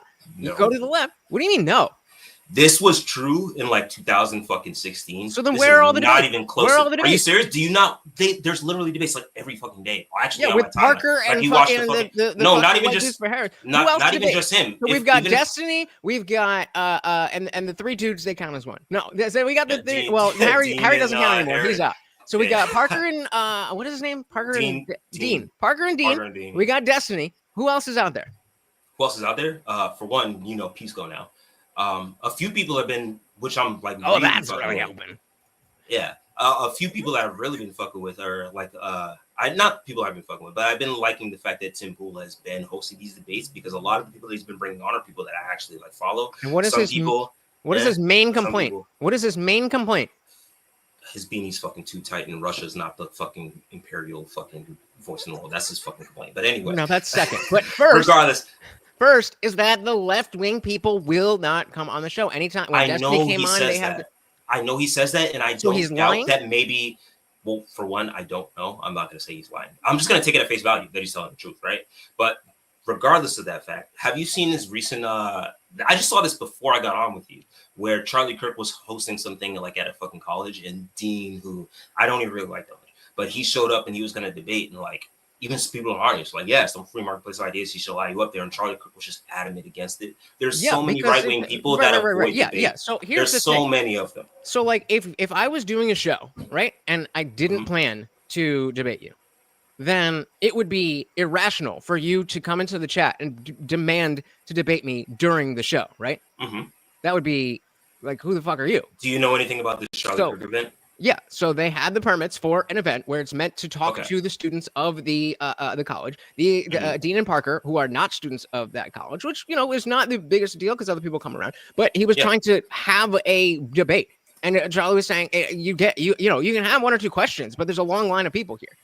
So they're trying to make it, Charlie Kirk ran from us. Like, no. Hold on, say that again. What did they said that you can't. They're trying to act like Charlie Kirk ran from them. No. You said that they said that he can ask a few questions. Yeah, so he asked a couple questions. It just came out. Let me see if I can find it. It's pretty quickly back in my TikTok, but I have the it's not the full interaction, but when I think it's Dean. I don't fucking remember which one is which. They all look the same. Yeah, I mean. But he asked the questions, and he was trying to extend it. And here, Charlie was just like, "No, we've got shit to do." If that's the case, then that's valid. Like, I get that. So let's do that. The mic is yours. Where we at? What the fuck? Did that not just post? Post servicio. Parker, welcome. How do we full screen this bitch. Why, Parker? All right, whatever. Welcome. Parker. And, It the was mic is Parker. yours. This one. Yeah. Can I support? Do you think that Elon was like saluting or doing a Nazi salute? You didn't even say hello, man. Oh, sorry. Hello. How are you doing, I'm Charlie? doing great, Parker. How are you? No, Elon Musk was not doing the Nazi salute. You traveled all the way from LA to ask that question. That's not the only question. I can ask you about other things. You only get like one other question because we got a long line. But okay. Do you think? There we go. We got a long line. All points in history was. Yeah, wrong? I don't think that that's the event that I'm referencing. And he did ask the same question at Jubilee. It might be the same event that I'm referencing, but it doesn't look like it is. And the person wasn't Parker; it was Dean. Okay, I know so they then look the same, but they go around together and they're trying to crash these events. And hey, I if you just want to don't go know up if- and have these, Yeah, if you want I to go just up and don't ask know if- questions, sure, but I don't know you're if not Dean entitled was- to Charlie Kirk's. You're not entitled to anybody's time. If Charlie Kirk is doing an event, But I mean, when you say that just alone, like that basically means that, like, yeah, okay, that if you're not entitled to anyone's time, then like that's the same argument for people who just aren't gonna like debate or people who don't want. sure, but the point regardless is of that fact, exactly. You're exactly right. just real Nobody quick, on though. the left owns anybody any of their time. But the Hold fact on. that they are not willing to give that time and still I willing to say, reject the "Bro, premise. you got to stop talking over me." I'm doing my best to not. I know, interrupt you, but the every single reason time I why start talking, you talk I'm over me. doing this You is gotta because stop. you said something. You gotta stop. I don't want to have to mute you, brother. You gotta let me talk. I'll explain after. So what I'm saying is that it doesn't matter whether this person is doing that or that person is doing that at a specific event. That is not the time and place. And so when it is the time and place on the culture war, on modern day debate, on Pangburn, on shout out to the Raging Tomato, any of these places, they're not there. And yes, they don't owe anybody their time. But if you are not going to give me your time, then you are not going to get my respect of your authority and expertise. Sorry, that's not how it works. You have to prove that you have a better understanding. You've proven to me that you have a better understanding of the Kilmar case than I do. So I'm referring to what information you have and realizing I need to go and do more research. But you don't just get to come in and say, no, I know more about Kilmar than you do. Even if you're right, you have to demonstrate. All right. So the reason why I was trying to get in there was because I was trying to say that I don't know if that's the same event and we should probably look into that. That's why I was trying to cut you off. Why does that matter? That just means that they're following him around. Not only being told once that in this situation you can't do what you're trying to do. I can tell you why it matters. Because the instance that I'm talking about where what I believe to be seen was Dean not being allowed to ask a question wouldn't like that. What you just showed me wouldn't change the fact that Dean wasn't allowed to ask a question, because you're talking about like Parker asking a question and him being limited to one. So I'm trying to figure out, it could very well be the same event. But if Dean wasn't able to ask a question at that event, that's still the same thing that I'm like. Sure. If there's a different event where they were not allowed to wait online and speak, then yes, that's wrong. From what I've heard, if I didn't know there was multiple events that they'd been following around and trying to co-opt his he does a lot of those. Yeah, well, he does. But that's why I was saying I didn't realize that there was, I figured there was one close to them, so they went there because it was appropriate for them. But what I had heard is that they were trying to use bullhorns and set up a counter narrative, and then also try again co-opt the event into a debate between the two of them. If you want to debate, I don't think Charlie Kirk would be opposed to debating either or both of them at the same time. I don't necessarily think he would be afraid. Okay, so here's the thing, bro. And I know you guys are probably not gonna like this. I think Charlie Kirk's kind of a bitch, bro. I feel like anybody who goes to a college campus to like debate people, are they voters? So fucking are they not voters? Bitch made.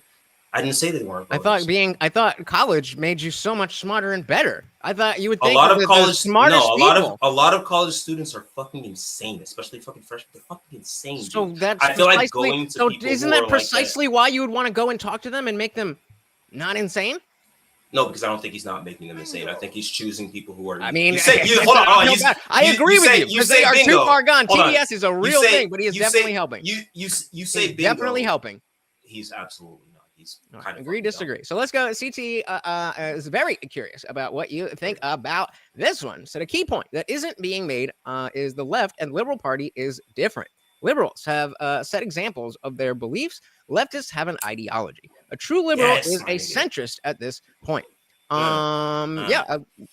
Okay, so everything that the first two sentences, first three, I think actually, yeah, first three, correct. So there's basically been a divide in the the left, basically, where you have leftists and you have liberals, and we've been at fucking war, like it's been fucking crazy. So the leftists are the kind of people who are is like they're like the extreme branch where they want like everything to happen super fast and like we could just like trans the kids and there's no reason for any fucking concern. Why would a parent be concerned about that shit? And like you're fucking 500 genders or like fucking like Hamas, like they can do whatever. Like there's a lot of these people, and then you have the center left who are more like, okay, I'm a Democrat, I'm a liberal, I appreciate the Constitution and I appreciate people's rights. I want people to I want strong social safety nets for people. I want to move things forward, but not in like a rushed way. I want the I want the economy to work for the working class instead of like the richer people. Like those are the liberals, and that's an important thing. And unfortunately, for you, I guess, is that I feel like MAGA are the leftists to the conservatives. I feel like the conservatives are the more like sane, like rational, like we like rule of law, we like the Constitution. We don't like these like fucking like people saying that like, oh, you know, Trump third term, fucking Supreme Court, he should just ignore the shit. We don't like the fucking the flouting of the courts. We don't like that shit. We think that Trump's a fucking authoritarian. Like I feel like the conservatives and the liberals are like the normal motherfuckers. And then MAGA and the leftists are like they're just it's more ideology than it is actually giving a fuck about the Constitution, the laws, and all that shit. So I appreciate dude saying and noticing that there's a difference between leftists and liberals, because leftists do not fuck with us. They think that we are basically Republicans. Fair enough. Fair enough. And I want to give a full throated response. But first, I got to shout out Garrett Grant here for the 10 gifted memberships. My goodness. And of course, a treat for Morty there. Thank you, thank you, thank you so very, very much, sir. Guys, make sure if you have not already hit the link at the top of the chat that you are part of the Discord. That is how me and DeVon got connected. And if you want to come up and have one of these conversations, so that is where to go. And of course, if you are a member, now you have full access. Thank you, thank you, thank you. Garrett Grant, thank you so very, very much. So, you know, what I definitely agree with what you're saying about, you know, a split on the left between, we'll call it leftists and liberals. Is that fair? Yeah, those would be the we have leftists and then we have liberals. And I think similarly on the right, since the election, really, there's been a split between MAGA and I don't even know if I want to call it Republican, but for lack of a better term, we'll say MAGA and Republican, where essentially we're voting the same way, but we don't think the same way at all. And we can, you know, hate each other very, very strongly. And so I think the difference is that the leftist aspect, where I do agree that on both sides, if we talk about leftists and we talk about MAGA, we're talking outsider. But the difference is that I think that inside on both cases is not necessarily a better option. And by that, what I mean by that is that I think that on the right with MAGA, that it is an improvement on the Republican Party, or it is better than the Republican Party when you know, we're just talking about common sense ideas. And the Republicans like what's their face, fucking Liz Cheney, that are you know, just shilling for the establishment. They are also in the same camp as the liberals, who are trying to just maintain the status quo.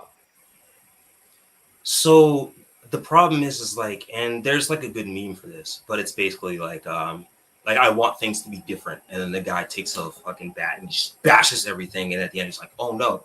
The problem with, I feel like, populism in general, and this is actually outlined in Washington's farewell address, and I think even in some of like the Federalist Papers, but it's basically that populism, there's major fucking problems with populism in the same way that there's problems with communism. Like people can take advantage of this and become a thought leader, and they're able to flout the things that are integral to the actual republic.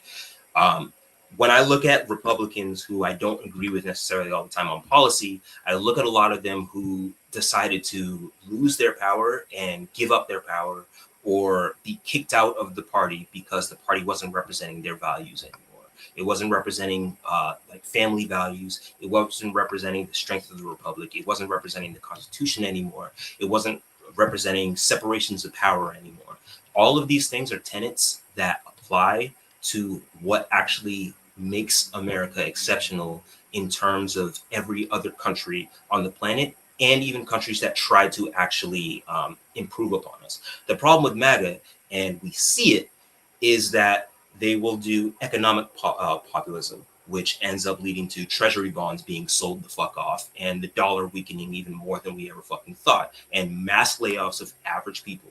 We see the idea that the executive should have the authority, the judges, they're the ones that are like trying to stop us. But in reality, the Constitution literally lays out the separations of power. The judiciary is there to check the executive, so the executive can't do whatever he wants.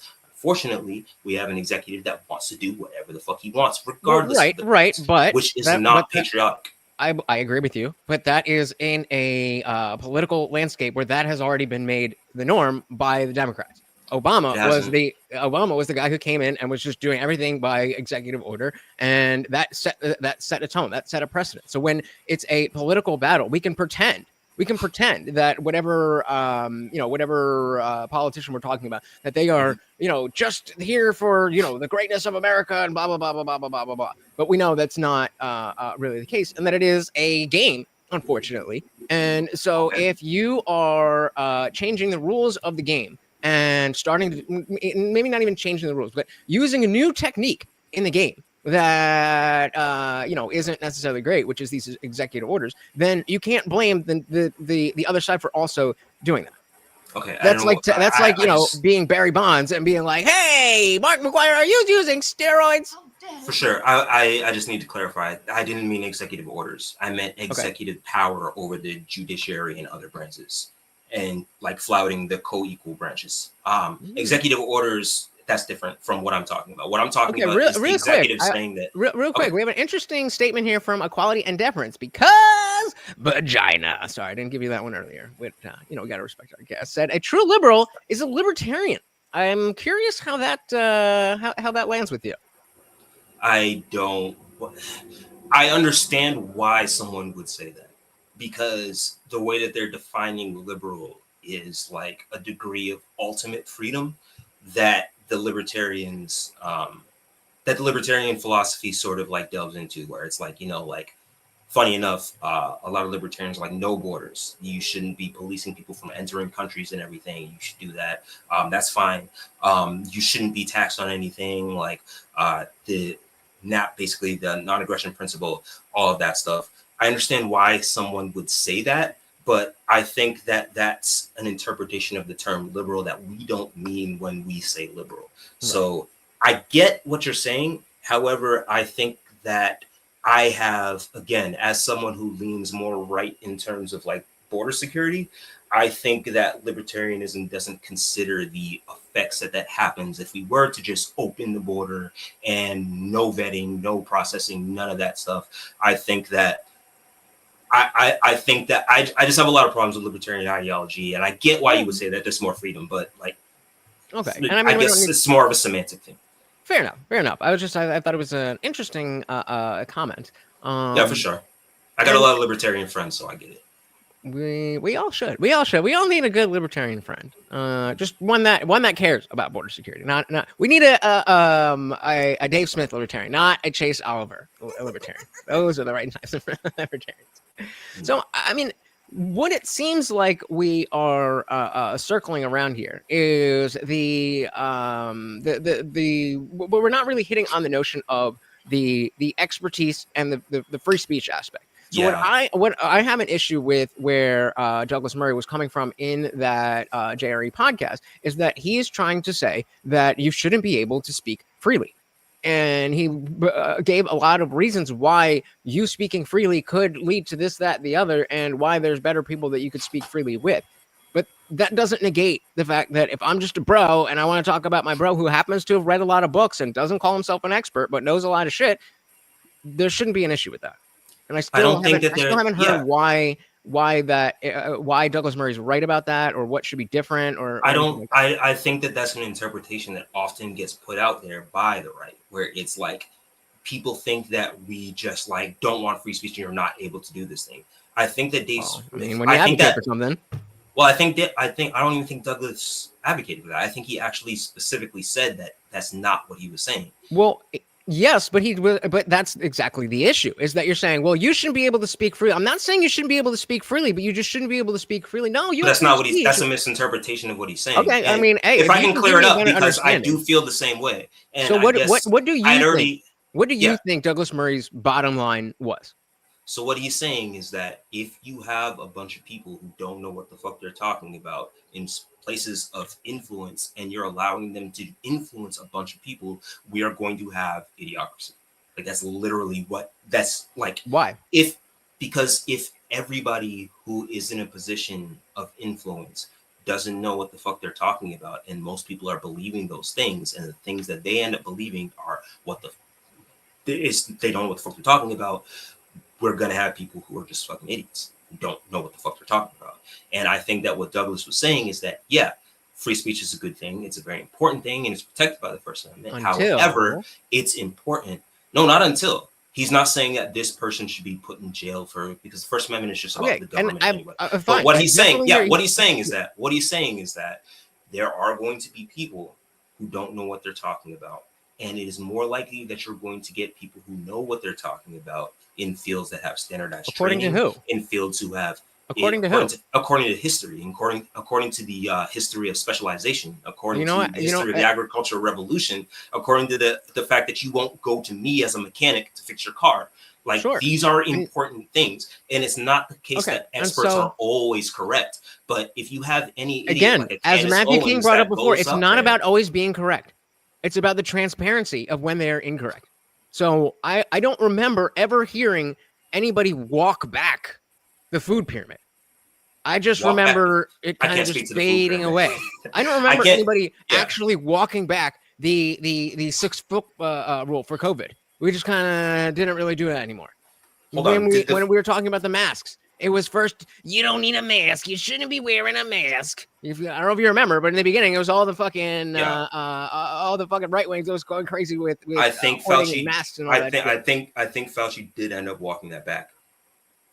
But regardless of that fact, food pyramid, I'm interested. Okay, but yeah, how did the food pyramid change? What do you mean? They got rid of it because it doesn't represent a healthy diet. Who got rid of it? I mean, I don't know specifically, but. Okay, so the reason why I asked you that is because you're saying that they didn't walk it back, but it sounds like they walked it back to the point where I'm saying so they're walking it back is the way that I'm saying is, oh guys, we got this wrong. We need to amend this thing. You know how you guys have been plastering the food pyramid in every cafeteria in every single public school? We have to not only do we take those down, but we have to tell people that we were wrong about this and replace it with a better thing. Just quietly, doing the Simpsons Homer meme where you go back into the bush is not what I mean by walking it back. That's just walking back. That's just. Are you 100% sure that no statements were made regarding changes? Am I 100% sure that no statements were made? No. But that is. So the reason why I say that should be front page news. If it was not we can say that. Then I don't care. Say that some FDA person said something in a Friday night thing. That's irrelevant to me. If it wasn't front page but news, I'm not even saying that. I'm saying like it wasn't news. Period. Like there was never any articles where it was like, oh, they walked that. Like it could just be the case that maybe you missed it. Sure. I'm not saying for certain, but what I'm saying, So then okay, all right. So let's look up. Let's see if we can find. I was watching a little bit of podcast cringe here. Scientist refuting the food pyramid. Let's just see where that takes us. We got our boy Jordan here. Do you think that that's the best place to look though? Don't you think maybe Googling it to see the actual statements in the historical record? Because if you go to YouTube, anybody's gonna say, right, and then it's gonna be more sensationalist. And then it's dependent on us as individuals to determine the veracity of what they're saying. We don't have the time to look at. No, we do. We do. We could Google it right now. Okay. If you don't, you Google it. All right, you Google it. Pyramid. Food pyramid. So breaking news: first scientists back animal-based pyramid. Okay. Yeah, like I said, I'm not like again. So let's just see what Peterson didn't said. even know about this shit. So let me. I don't want to hear what Jordan Peterson says. He's when it's your that's show, taking then- a bias. I want to hear what's like an actual like non-biased party says. That doesn't exist, friend. Non-biased opinions don't exist from human beings. Hold on. That is the entire point of this aspect of Do you agree that there is a fact of the matter that yes, someone made a statement about this that was news? Yes. Okay. So saying that there's no bias in this conversation doesn't seem to apply, because what I'm saying is that the source that we're using doesn't seem like they're going to get, like, you could omit information as opposed to actually going to the first sources that provide that information. So if I'm going to listen to Jordan Peterson or like even like a leftist say something, I'm going to get their bend of it as opposed to Googling the actual statements that exist. Okay. Don't you think that would be the smarter way to If you do want it? to Google, then go ahead and Google, and then we'll compare that and what you find to what we're listening to. I think that's exactly what we should, what the Dave Smith Douglas Murray debate should have been. Saying, I'm going to take these sources, and this is my information. You take know your what's sources. funny? It's only after a cursory guide, but it seems like Michelle Obama was the one that basically helped change it. So hey, win for the Dems, bro. Hey, good for her. Good for her. I have no problem with Democrats getting things right once in a while. I mean, me too. Let's not forget that she started with the the getting rid of sugar, and then she had to move to fitness because of the sugar lobbies. But yeah, for the record though, just to I guess meet you guys halfway as well. Like, as much as RFK doesn't understand a lot of shit, I think that he's absolutely correct on the processed food argument. And I think that that's something that Dems generally and left generally have been okay with. And I've been seeing a lot of my friends who are on the left that are like, this is the one thing that like we fuck with. But yeah. So all right, let's just see what he's got. Fauci's science. Step sideways here for a moment. I'd like to talk about the food pyramid with you. And so I'm going to lay a little bit out about my understanding of the food pyramid and how it came up. And actually, really quick, I think that is a fundamental aspect that seems to be glossed over when we are going to somebody like Jordan Peterson. I don't even really like that much. I think stuff that we've covered him, be like, fucking say what you're saying. You're always just fucking word salad. But yeah. I think there should what be. What do you mean by it? What do you mean by that shit? Fucking bro, drives me shut insane. the fuck up. But I think that there, like, if you're watching any of this stuff at any part across the aisle without, okay, I know this is their bias. They've been very open about how they're on the right, how they like this, how they don't like that, how they, shill for the carnivore diet. That is all at front of mind whenever I'm going to listen to something from Jordan Peterson. And if it's not, then I agree that that's an issue.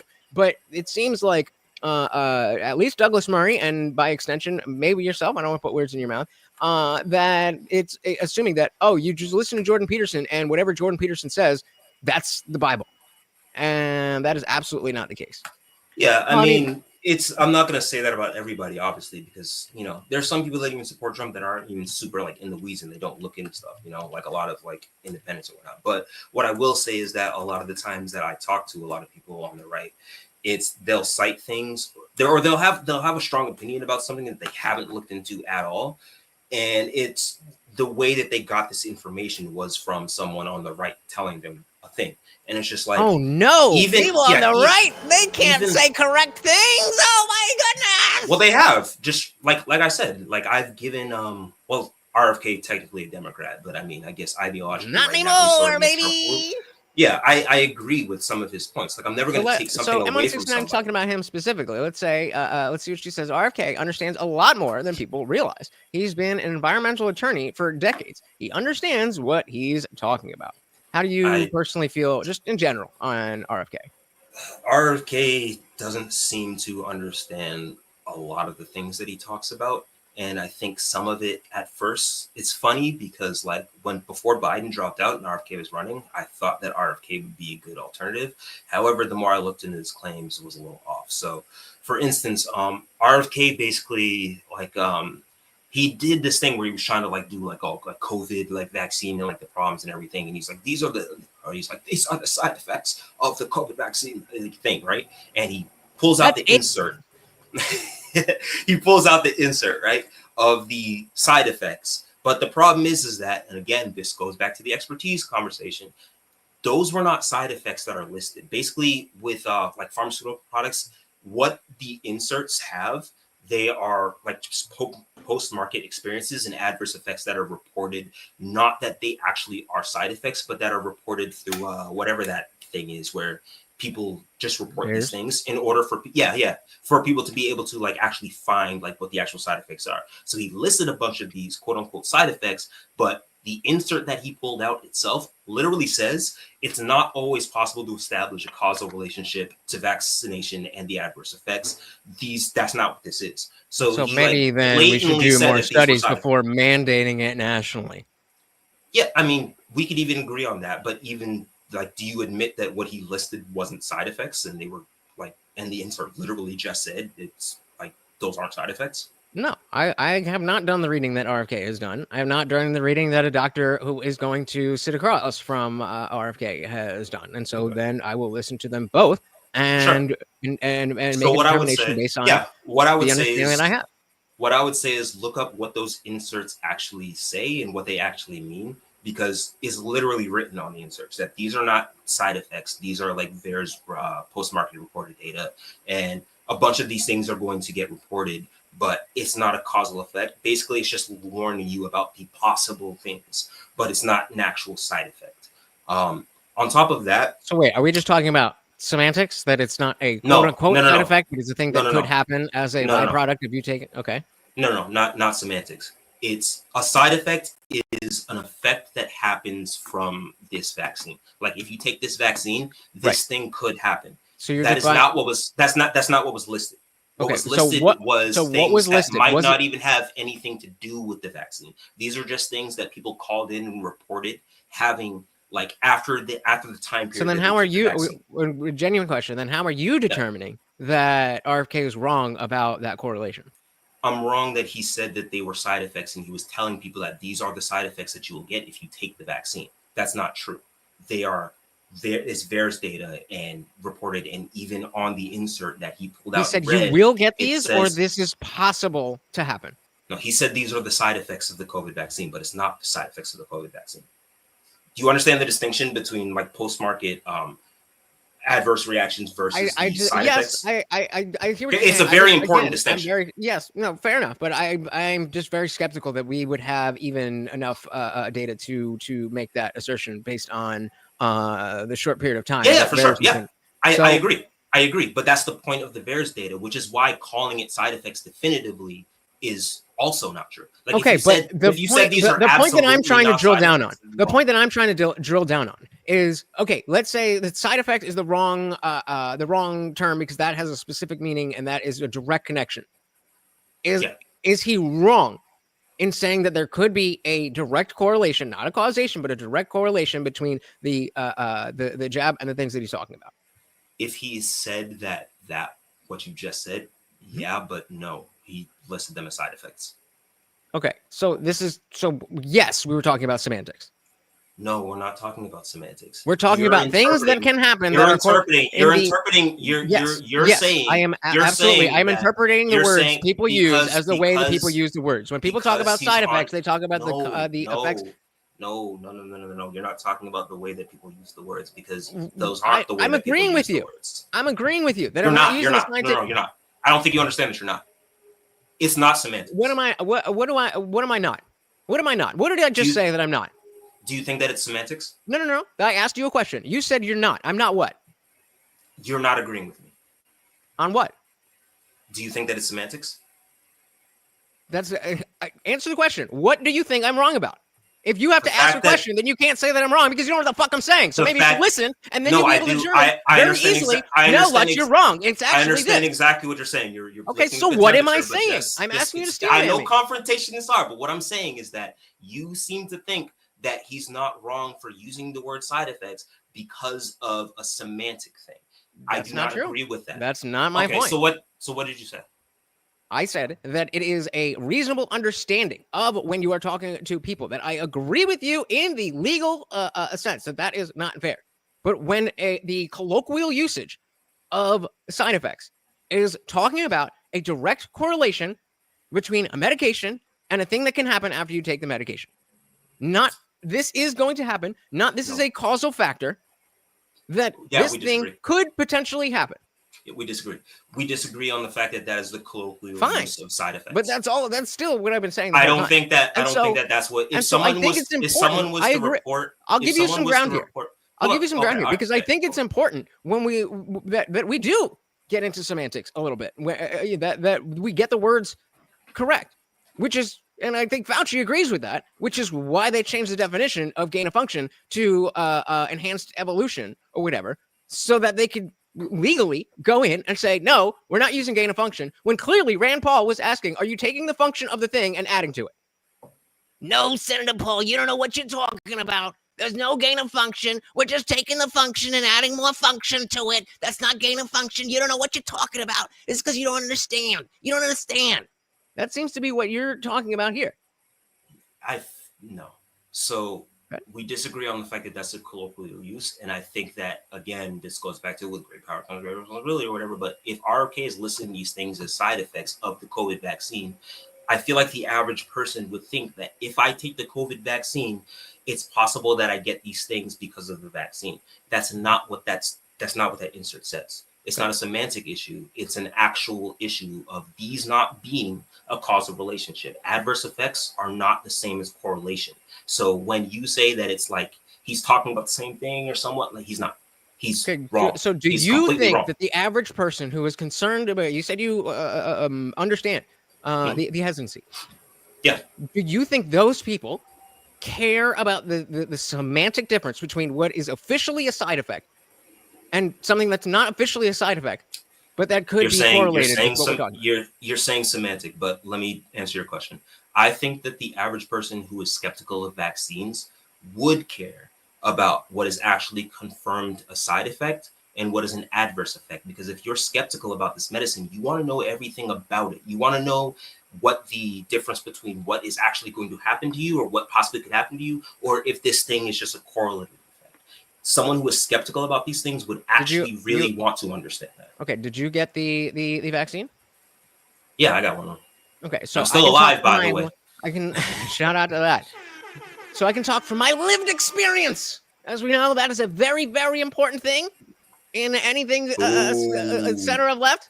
You ain't even really My alive, lived bro. You experience Jesus. as a pure blood who has never gotten the COVID vaccine, and the hesitation that I had. The start of my hesitation was just that it was new, and my opinion was, whatever. I'll, at some point, I'm sure it'll be inconvenient to, walk around and not be vaccinated. So, I'll just wait until then, and then I'll get vaccinated. And then Fauci came along and scared the ever living shit out of me. I'm not gonna sit here and act like some big tough whatever. No, I was fucking terrified to put that shit in my body. And the words that were used, the way those words that were used, and the message that were the messages that were spread and then changed is what is behind all of that. So to me, it doesn't matter at all whether it's technically a side effect or if it's technically an adverse effect. If it's a bad thing that happens from taking the jab, that's all the fuck I give a fuck about. Yeah, but what you just said is what you just said. If it's a bad thing that happens from taking a jab, does not apply to the post-market experiences. That is only a side effect. What you just said, that is only a side effect. If somebody were to list on the VERS data that my cheeks got inflated after the fucking thing, and that has nothing to do with the vaccine, like the vaccine does not cause that, then that is by definition not a thing that you get from the actual vaccine. So it's important to understand the distinction, especially if you're concerned, because other than that, right? But the claim was you're that just people basing don't. yourself off of fear, right? But the and claim if you let that fear was that people control don't. you, then that's some like weak shit. Like you can't let fear control you, especially when we know the history. I think fear is a great motivator. There's a really good reason that I don't put my hand on the stove is because I'm afraid of the pain. There's a reason that I pay attention when I'm driving a car because I am afraid. You don't be in the gym, bro? Nope. Nope. Shout out to this. Usually, I gotta try to fucking get these motherfuckers to get 10 super chats so I can do 10 push-ups, and they won't even do that.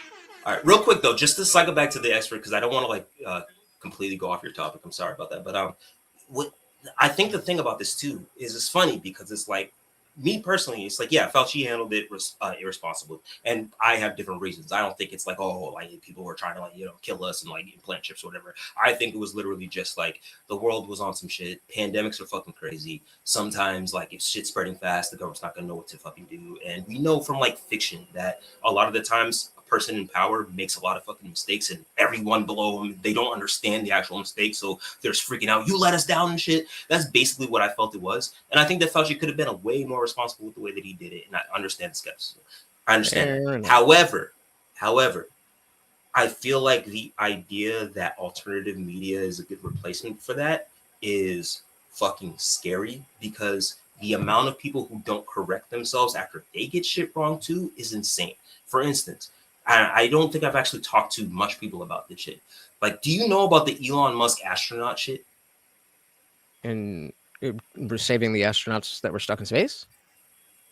Hold on. What do you believe about it? That the astronauts were stuck in space and they needed SpaceX technology to get up there and get them. Okay. So, which I again, admittedly, is not something that I was like, oh, yeah. I need to read all of the details about this. Okay, so, I think this is same with the Blue Origin thing. I still don't really understand what the fuck that was. The what? The Blue Origin? Come on, man! It's not my job to educate you. No, with like Katy Perry and Gail. They went up in space. Yeah. I still don't fully understand what that is, and I just don't care. I don't give a fuck about celebrities and whatever. Okay, dude, they always do some weird shit. But anyway, so what actually happened with the astronaut shit, and NASA confirmed this. The astronauts that were in space confirmed this. Former directors of the space station confirmed this. What Elon said was that the Biden administration stuck them up there for political purposes. And Elon was just riding this shit and everything. That was the whole reason. It turns out what actually happened was that there was like an issue with like the ship that they had like sent up, right? And they wanted them to come back safely. So they were like, okay, we're just going to postpone this and we're going to send another ship. And the ship that they got was one that Elon was working on, because SpaceX was working with NASA and everything. So like, okay, Elon made this agreement that we're going to bring them down and everything, and it's whatever. So what they decided to do was they postponed it a little more because of the fact that they wanted people to be there presently at the station. And if they would have left at that time, the people wouldn't have anybody manning the station. So they decided to bring them They decided to bring them with the other team that was going up there. So it was like an easy flow. Elon knew this because he was the person that was going to bring them back. But instead, he kept saying he stuck them up there for political purposes. NASA kept refuting it. They're like, that's not what happened. We already explained this. Like, this was happening. He stuck them up there for political purposes. You're a fucking liar. You're a retard. He's acting like a fucking child. And the astronauts, they were interviewed and they're like, no, like we just got sent for like, it was that, like we know what the fuck is happening. Like they're sending us back with the other ship because they want someone to man the thing. And then fucking a former dude who was working the space station even showed up on Twitter and was telling him, Elon, you're just fucking lying. Like, why are you doing this shit? And Elon acting like a fucking child. So wait, slow down. He lied about what? He lied about He lied about the fact that people were stuck there in space for political reasons. The reality was, it was. Didn't you just say that though? Didn't you just say that they wanted to? Maybe I misheard you, but you said NASA wanted to keep them up there for something because they didn't want Trump or something like. Let me clarify. Maybe what Elon said was that what Elon said was that Joe Biden kept the astronauts there in space for political reasons. That was his claim. That was not true. What happened was NASA had postponed their return, which is kind of typical, I guess. Like it happens because there's issues with the spaceships, and they made like a contract with Elon to bring them back at a certain time. So they had to wait because I think it was a Boeing flight and whatnot, and that had problems. Mm-hmm. But they had to wait in order to bring them back because of the fact that they couldn't leave them unmanned, that station unmanned. Right, so but you're glossing over the whole thing. You're glossing over like the reason why they were at there, why they wanted to postpone it, why they wanted to do that. This is I said it 3 times. I said it 3 times. Do you want me to say it again? The reason why they were up there? Yes. Okay. The reason why was because the ship that they sent, the Boeing jet, had problems, and they didn't want to bring them back on that ship. So they made a deal with Elon, and they said, hey, your SpaceX ship, like we can use, it's like the Dragon 5 or something. We're going to use that instead. But because they had to be up there because of that delay, because of the ship, what we're going to do instead is we're going to bring them back with the ship that's going in there, because the ship that's going there is going to be people who are going to show up to the space station to man it. They didn't want to leave it empty, so they said, what we're going to do is we're just going to send the people that are going to man it, bring you on the ship, and bring it back and leave the people that are going to take your place there. It was delayed for that issue. It wasn't Joe Biden leaving astronauts in space for a political reason. And if you don't believe me, you can look at NASA's statement. You can look at the statement by the guys who manned the station, and you can look at the astronauts themselves actually saying what it was. So what does this Elon have just to? blatantly lied. So that was a fair, fine. I don't even. That's not even really what I was talking about. The leaving. It them was out a there for tangent. political reasons. I know where it came from. I wasn't talking Yeah. about the leaving them out there for political reasons. I was not talking about Biden. I was talking about the fact that Elon was the reason that these people who are supposed to be out there for 8 days were able to come back to Earth. That's what I was saying. Yeah, but that's not the Elon claim that I'm refuting. Well, when you talk to Elon, then go ahead and have an issue with Elon. I told you what I said. Are we talking to me or are we talking to Elon? I'm talking to you about the Elon thing because I asked you if you knew about it. Okay. I was just explaining. Okay. That is all. All right. Well, thanks for Now you know. Now you know the story. But yeah, the reason where that came from actually, because we were talking about people like in alternative media or whatever, like people who have been in the right who lie with impunity, but the people on the right, they don't have the same heat that they have for like a Fauci or something. If Fauci or someone like that will lie one time and like I'll call it out, right? If these people are like they'll like say something that isn't true and doesn't turn out to be true, they're like, we can never trust this motherfucker. With Elon, he will lie again, and motherfuckers will trust this motherfucker, bro. No, but it's insane. Well, I mean, and you could. I think the like deification of Elon is weird, but I think it's not nearly as weird as the converse of being like, oh my God, Elon's the unelected president, as if presidential appointments aren't a thing in every single administration. Yeah, president. Yeah, that's true. He's just a fucking liar. So I'm saying don't trust these niggas, bro. I mean, I think that it is I'm just a little confused as to like how that plays into what we're talking about. Maybe I'm just confused as to the reason just why give me the bottom line there as to how that has to do with the experts and the reason why I brought that up is because the experts were NASA, the astronauts themselves, and the people who manned the station. They were literally saying what the case was, as where you have someone who considers like the alternative media to be the fact finding, and they say things that are lies, and they don't get questioned because they're the alternative media. And that's a terrible philosophy that I call contrarianism, where you just believe the opposite of what the people in power say. The experts. You'd hate my NASA, life motto that believe nothing except that anything is possible. I love that. What are you talking about? I love that. But yeah, no. It's just a clear case of people who aren't the experts lying about shit, and then people still trusting them, even though if an expert lied about that same shit, they would flip shit. Like, it's just not a consistent principle, and it's kind of dumb. Like, it just makes you dumber to believe certain people because they're alternative, and one person lies as an expert. It's like, I don't fucking trust the whole entire fucking field, which is what led Candace Owens to not fucking understand how the Van Allen belt works and shit. Like, it's fucking ridiculous. Sure. And I mean, I think that there is a lot of people that you would consider, on the right and listening to these people. I think you underestimate the level of skepticism that I would argue, if not the majority, at least half of the people that are watching are understanding that, especially someone like Candace, that she's digging into these areas where it is, something that is not well established, that she's, not pioneering is the wrong word, but like she's digging into this and finding information and making sense of it in real time. I think that is but then that's my understanding of what she's what she does with the coming up with she's bullshit. On Harvey Weinstein now, that she was doing with Harvey Weinstein. According to her, he he wasn't a rapist. Like, he definitely was fucking all these people, but he wasn't. I'm just saying that's what she's saying.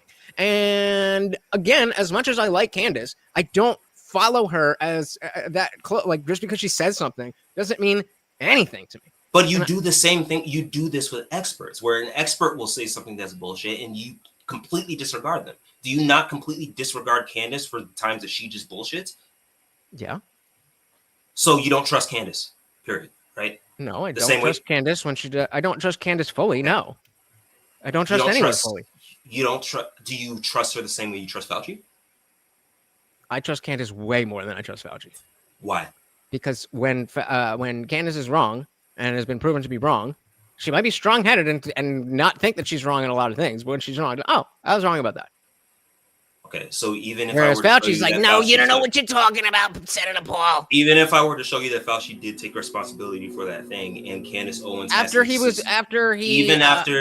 Even if I show you that Candace Owens has instances where she doesn't take responsibility for being wrong, that wouldn't change.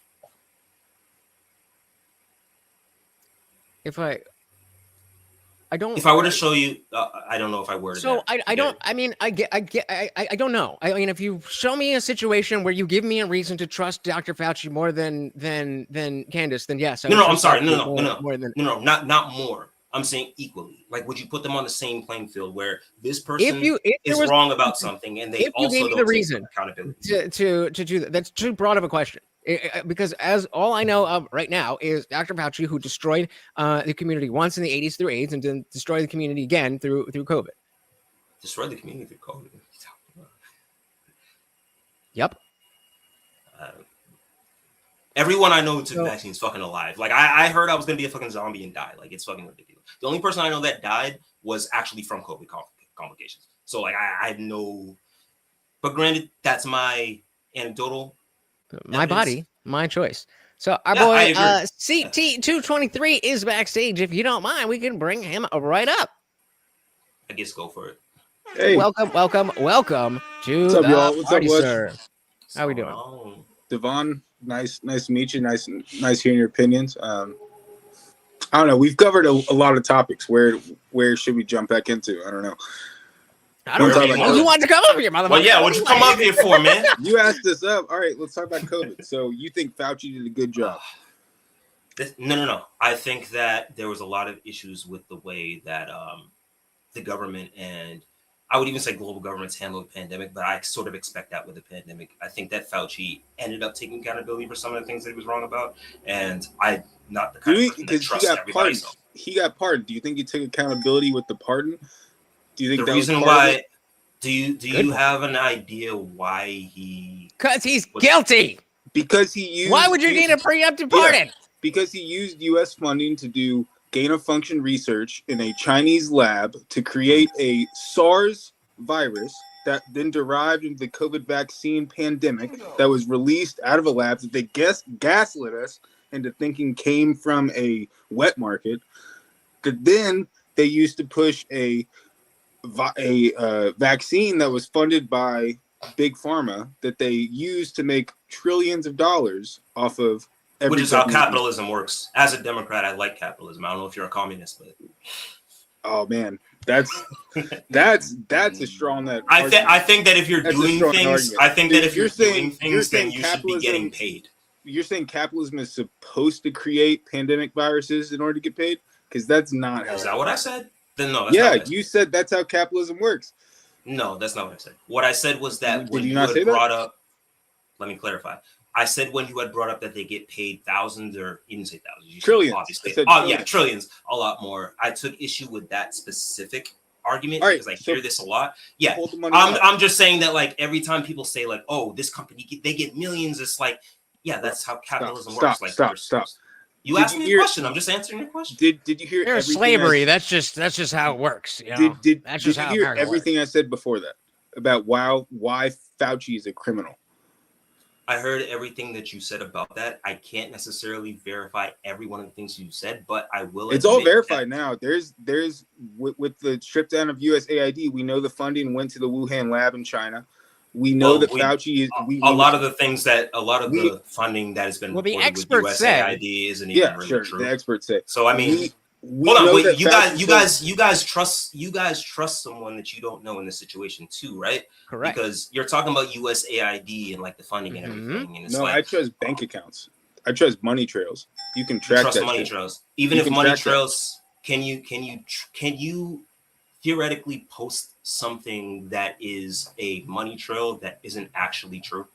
Like you can post a document that says this is the amount of thing that was going into a thing, Sure, and it could be false. forgery. Yeah, that'd be forgery. So the reason why I take the USAID claims a little like thin, and maybe you could Do you show me not exactly think there's a lab what's in the. China? I Box, just come on want to. up. I just want to answer the question. Box, come on up.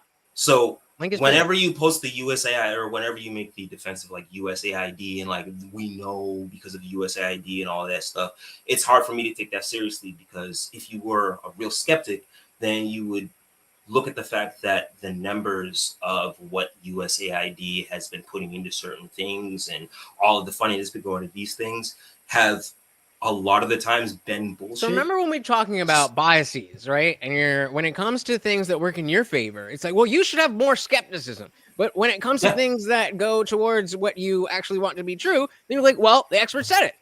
Do you not see? That is the core issue. That you move. That's a good statement. That's a good matter statement. What did I say where I said that something was in my favor? You should just trust the experts. I want to go back what to you're saying right now. I personally would like to go back to what. So take the money thing out. Hold on, just real quick. I appreciate you so much, but I just need to clear this up. I just need to clear this up real quick. Real quick. Did you remember when I said that I think that the government didn't handle COVID well, and that Fauci ended up taking responsibility for things that he got wrong? Mm-hmm. I do, but do you think that me admitting that they got things wrong and saying that to you is me trusting the experts? But they got things wrong, and saying he's a criminal is different. I'm saying it was a criminal act. For sure. I was just addressing what he said. What I'm not saying is that every word out of your mouth is obfuscating reality and making it into something that makes you look good. That's not what I'm saying. What I'm saying is many times you will switch between, well, this person said, and when that person goes towards what you want, then we can trust that person. But then we have experts on the other side with, you should be skeptical of Doge. Why aren't you skeptical of Fauci? This is not true. No, this is not true, because you just said that if it was something in my favor that I'm going to like defend and like you should trust the experts. I literally just broke down the fact that Fauci was untrustworthy. Yeah, because that's not anything that you can argue. But you're saying that I'm arguing. The sky is green because hold on, wait. But you are saying you are. I don't think you're stupid. You are saying that I'm arguing the sky is green. You're saying that I'm defending Fauci. I'm not. So whenever you say that I'm defending him, never said you're defending Fauci. You said that. What I said is you're defending the way. What I'm referring to is you're defending the way that COVID was rolled out. The COVID. I literally. You're not listening. You're not listening. I literally. I am listening. I just said a different thing than what you're talking about. I got an idea. Because what you're talking about is not relevant to what CT said. How about we make it? I love doing the money bet thing because it's just very true. If we go back, I bet you $100 that you will find me saying that the government handled it pretty badly, and even globally. I don't disagree with that. So now it's you who's not listening to what I'm saying. But fine, let's go back to CT. So CT's been waiting. What are you saying? I mean, it seems like the Fauci thing you're kind of flip flopping on. So we can go to a different topic. What if I flip flopped on? That first you said that he was trustworthy, and now you're saying that you. I didn't say that he was trustworthy. You guys keep saying this. I don't know why you guys keep saying that's this. Fine. That's fine. I don't. I'm not trying to cause confrontation here. So no. It's all good. Even when we're sparring, it's fine. Yeah. That's fine. So let's go all the way back to a different topic. Let's talk about Dave Smith and Douglas Murray. Yeah. When they were talking about the Ukraine war. This conversation was going to be out. What's your thought on where Murray was coming from? Because this comes back to USAID. USAID, in my opinion, started the coup in 2014 that overthrew the democratically elected Ukrainian president. There was no coup. Let's get into that. There was no Wait. Hold on. Let CT finish, and then you go. All right. So in 2014, there was a democratically elected president of Ukraine that was pro-Russian. Yanukovych, yes. Yes. And there was a political uprising that happened within the Ukrainian civilization that then led to the ousting of him to where he had to flee to Russia. And before he could even land his plane in Russia, we had U.S. pro-government installed. We installed a new government where the United States said we are now the leaders of Ukraine through proxies, and then he said once he landed in Russia, he said, "I was ousted." Essentially, this is in 2014. There's videos of all of this. It's not you're like talking about the Maidan. You're talking about the Hunger Maidan Games. revolution. So then Crimea splits off. Crimea is a pro-Russian region that has the port in it, that has the naval port in it, that the Russian military has rented for the last, I don't know, 440 years. I don't know when they started their lease, but that's where the Russian Navy bases out of, or at least part of it. Then they announced Crimea has been invaded. Crimea was never invaded. They just repealed the lease on the naval port, where there were already like thousands of Russian soldiers because they were already in the base. So then they told the whole media that, all right, well, now there's been this revolution and Russia invaded Crimea. At first, it was just the Navy in Crimea. They were already there. And then later, Russia did send more soldiers as backup. So that's where they could say there was an invasion. And then for the last 8 years, 2014 to 2022, there was constant artillery strikes from Kyiv and other pro-Ukrainian sides. So Ukraine itself has been in a civil war for the last 8 years that was created by USAID funded coup operations that overthrew a Ukrainian government. How is any of that? What do you think of that? Okay. Is that just all made up? Yeah, you said a lot. Basically, what you're saying lacks context. So when you talk about the 2014 Maidan revolution and saying that it was a U.S. coup, what evidence do you have that it was a U.S. coup? Money going in that funded concerts and events and weapons that were all money that funded a concert. Yeah, we brought in United States celebrities to then prop up this. So you're talking about, you're talking about the funding that was within agreement with our, what was it? Because we were working with Ukraine at that point, but it had nothing to do with the actual. Yeah, it had nothing to do with any like presidential election. You agree with that, right? The funding didn't link to any sort of like presidential coup or like overthrow. The presidential election had already happened. I assume, without evidence, we probably. You're talking about the ousting, though. You're talking about the coup of Yanukovych, right? I assume we probably were working for the election. Also, we just lost that part. So then we turned it up times 10. And okay. So you said you assume. So there's no evidence of that. No, but when you see that's what the historians say, the experts. When you see it's not the experts, it's not just the experts. You can literally go to the actual information. You could look at the fact that around, I think, in 2014, before the actual coup, there was a lot of displeasure with the government that was in place from the ground. Even Daria Kolonyuk, I think was her name. She was the head of the anti-corruption group within Ukraine. A lot of them were unsatisfied with the way that the government was actually working for the Ukrainian people. Yeah. So whenever you say it's a U.S. coup, you're implying that the Ukrainians didn't have problems with the person that was in power.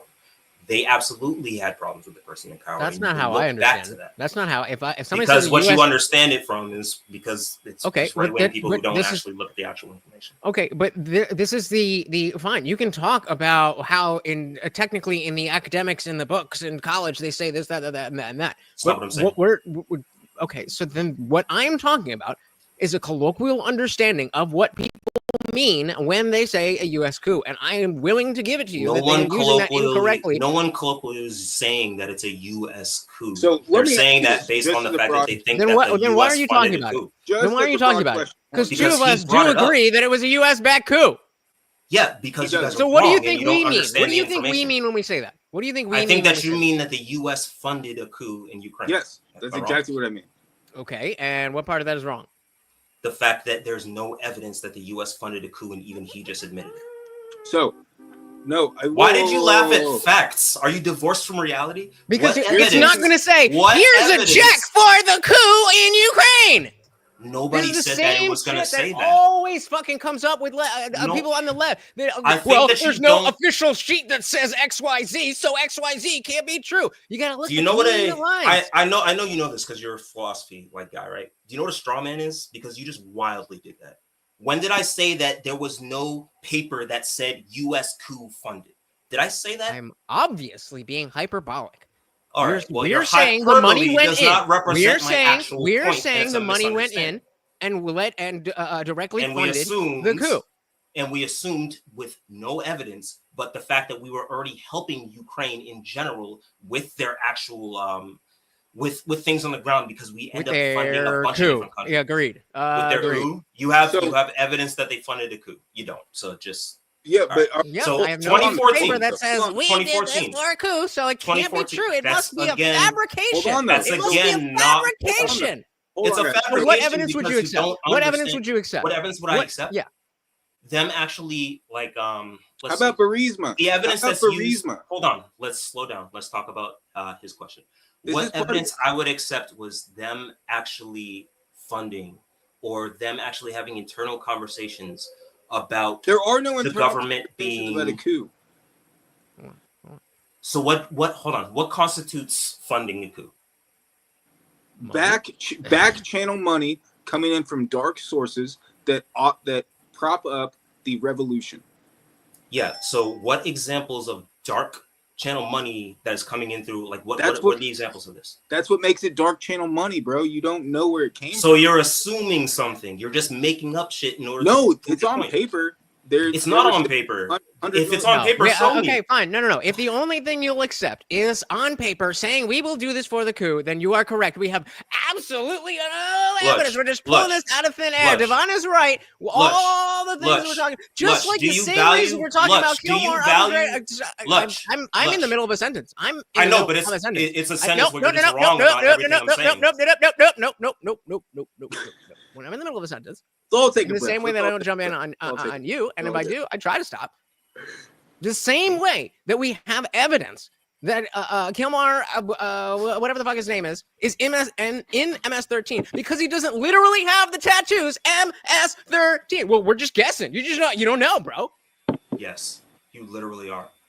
Okay, so I'm not strawmanning you then. So there's no. No. So there's You're no strawmanning me when I'm saying that the only evidence I would accept is it written down and saying the coup. You keep saying it's hyperbolic, but that is literally the only thing that you're saying I would accept, and that's not true. You're bullshit. What I'm saying was evidence of a coup would be, you're rolling your eyes, but I feel like you don't care about understanding reality. The natural mechanisms of conversation when I'm being loud and it's clearly I'm not making an academically accurate statement. I'm being hyperbolic to make a point. Look, I entirely understand that. No, you either don't, or then you're being pedantic because you understand what's going on, but you want to pick it apart because it doesn't help you. You know that I'm not saying that. But you are strawmanning me, acting like I am the one who does actually think you need something written down on paper that says this is for a coup in Ukraine in order for me to believe it. I know you don't. That's precisely what you are saying. I know you don't like it when I cut you off, but can I be afforded the same respect? Sure. You positive? I will do my best. If you let me know. All right, I'm far from perfect, but if you let me know and say I was talking. So my question is, do you think that there is any other reason why I think that it is not a coup? Do you think that there's any specific reason why I don't think it was a funded coup? Because you think geopolitics aren't corrupt at every step of the way. I'm not. But hold on. What's your name? Hold on. What's your name? Colby. Have we met before? Like these 10 minutes or so? No, but you asked a reason why I think it's not a coup. I feel like the arguments that are coming from you are just assumptions based on my character. Without you asked him what you asked him the question. I asked him. You asked why would I think this is a thing, and he gave you a reason why you would think it's a thing. And now you're mad that he gave you a reason that you would think it's a thing because it's not the reason you think it's a thing. I'm frustrated. If you just say no, and that's not the reason I think the thing. The reason I think the thing is because of this. You asked the question. You got an answer. If it's the wrong answer, then just correct the answer. I'm frustrated because I'm surrounded by idiots. Okay. So do you believe?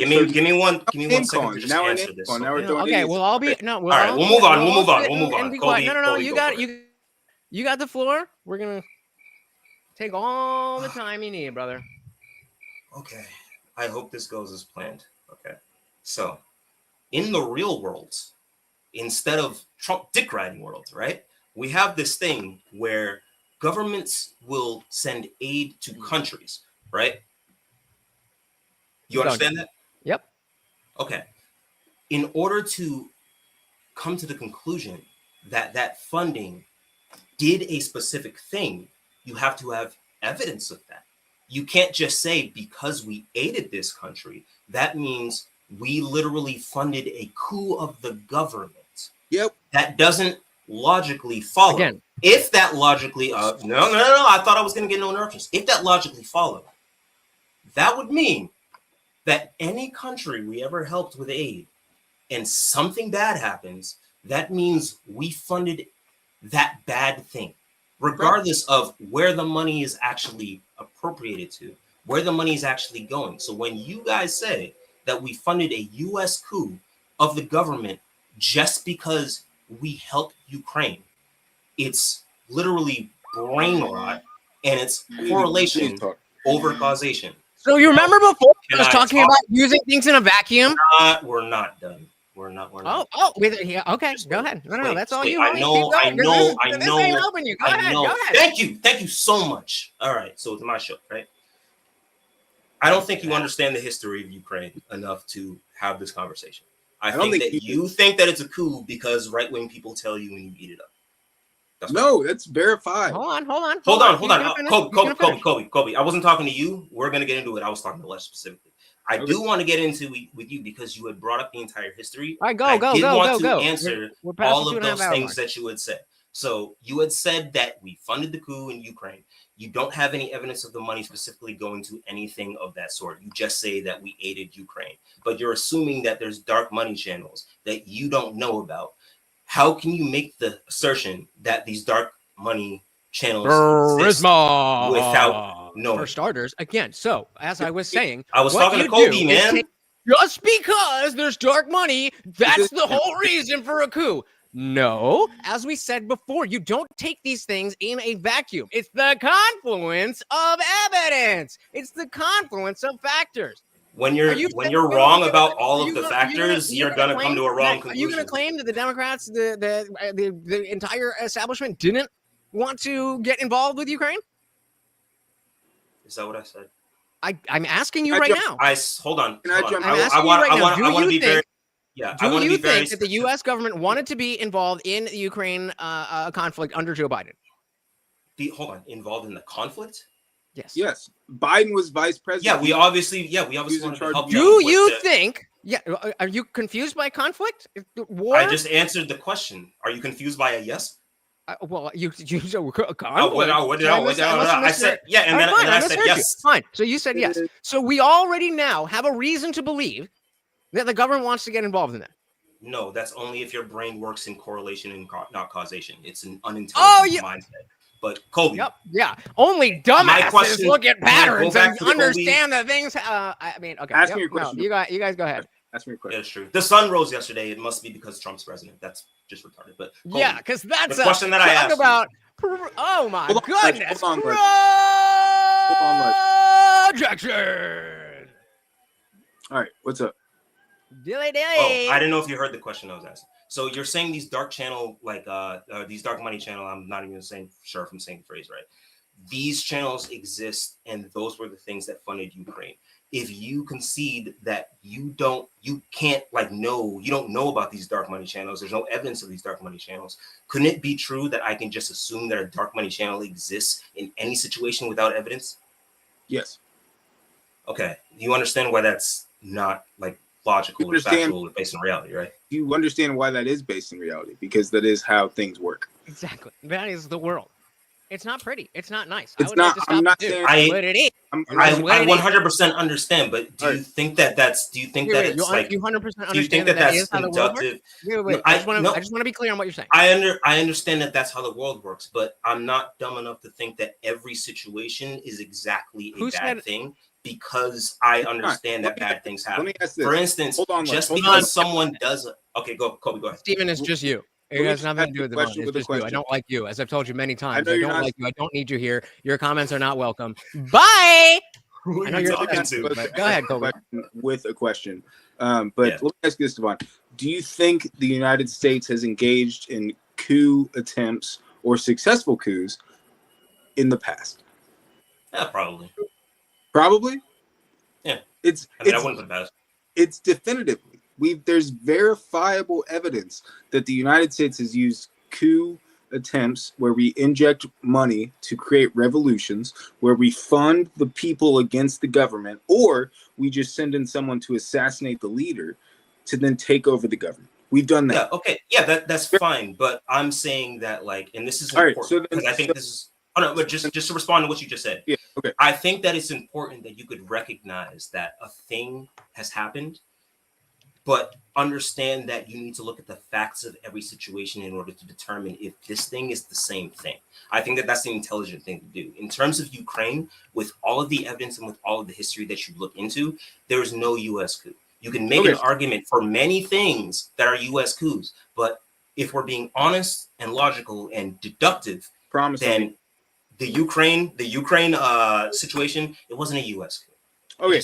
Okay. So then let's take it a step further. Let's take it past 2014. We've ousted the president. We've installed a pro-United States. I disagree with that premise, by the way. All right, that's fine. Hypothetically, we've ousted the government. We've moved past. Now it's 2015. Now, why is the vice president's son on a board for an energy company called Burisma, where they are siphoning Russian energy to then sell to Germany, and then because of the government, you're rubbing your eyes like it's not true. This all happened. This is verified. I'm not saying it's not true. I'm saying real that quick, you followed from the facts. I don't want to gang up on DeVon. I want to give M169 yeah, chance. This is why I don't like the panels. Yeah, no. We're Bro, just hey, DeVon, I was going to moderate. So yeah, you two finish up what you guys are saying. Then we're going to give M169 a chance. So, okay. Hi, M169. All I'm saying is the Burisma scandal was kind of a reaction from the coup, because before the coup was a pro-Russian government, and then all of a sudden became a pro-U.S. government.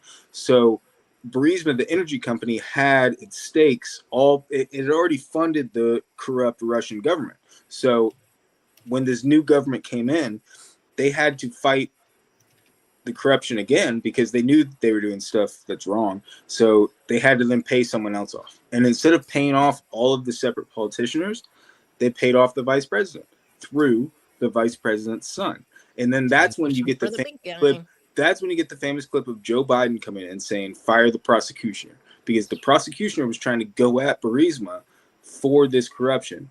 And this is all from 2014. Okay. This is not even talking about current days. This is verifiable. Right, so let's have DeVon respond to that. Yeah. We'll give CT a response, DeVon the last word, and we're gonna move over. I'm gonna have to respond to like a lot of what you just said. Okay, so when you say that prior to 2014, before Yanukovych's ousting, that it was pro-Russian country, there were definitely parts within the eastern Ukraine that were very Russian friendly. However, the reason why Yanukovych was ousted was because he agreed to make a trade agreement with the EU, and in the middle of the night, he ended up switching and making one pro-Russian. So at that point, Ukraine was already pro-Western society because they had wanted that, and their president said that they were going to do that. In terms of Burisma and Hunter Biden being the thing, I don't give a fuck about Hunter Biden. I don't even got love for Hunter Biden. I don't care. If he does shit, it's fucking whatever. But the reason why he got that fucking position is because his last name's fucking Biden.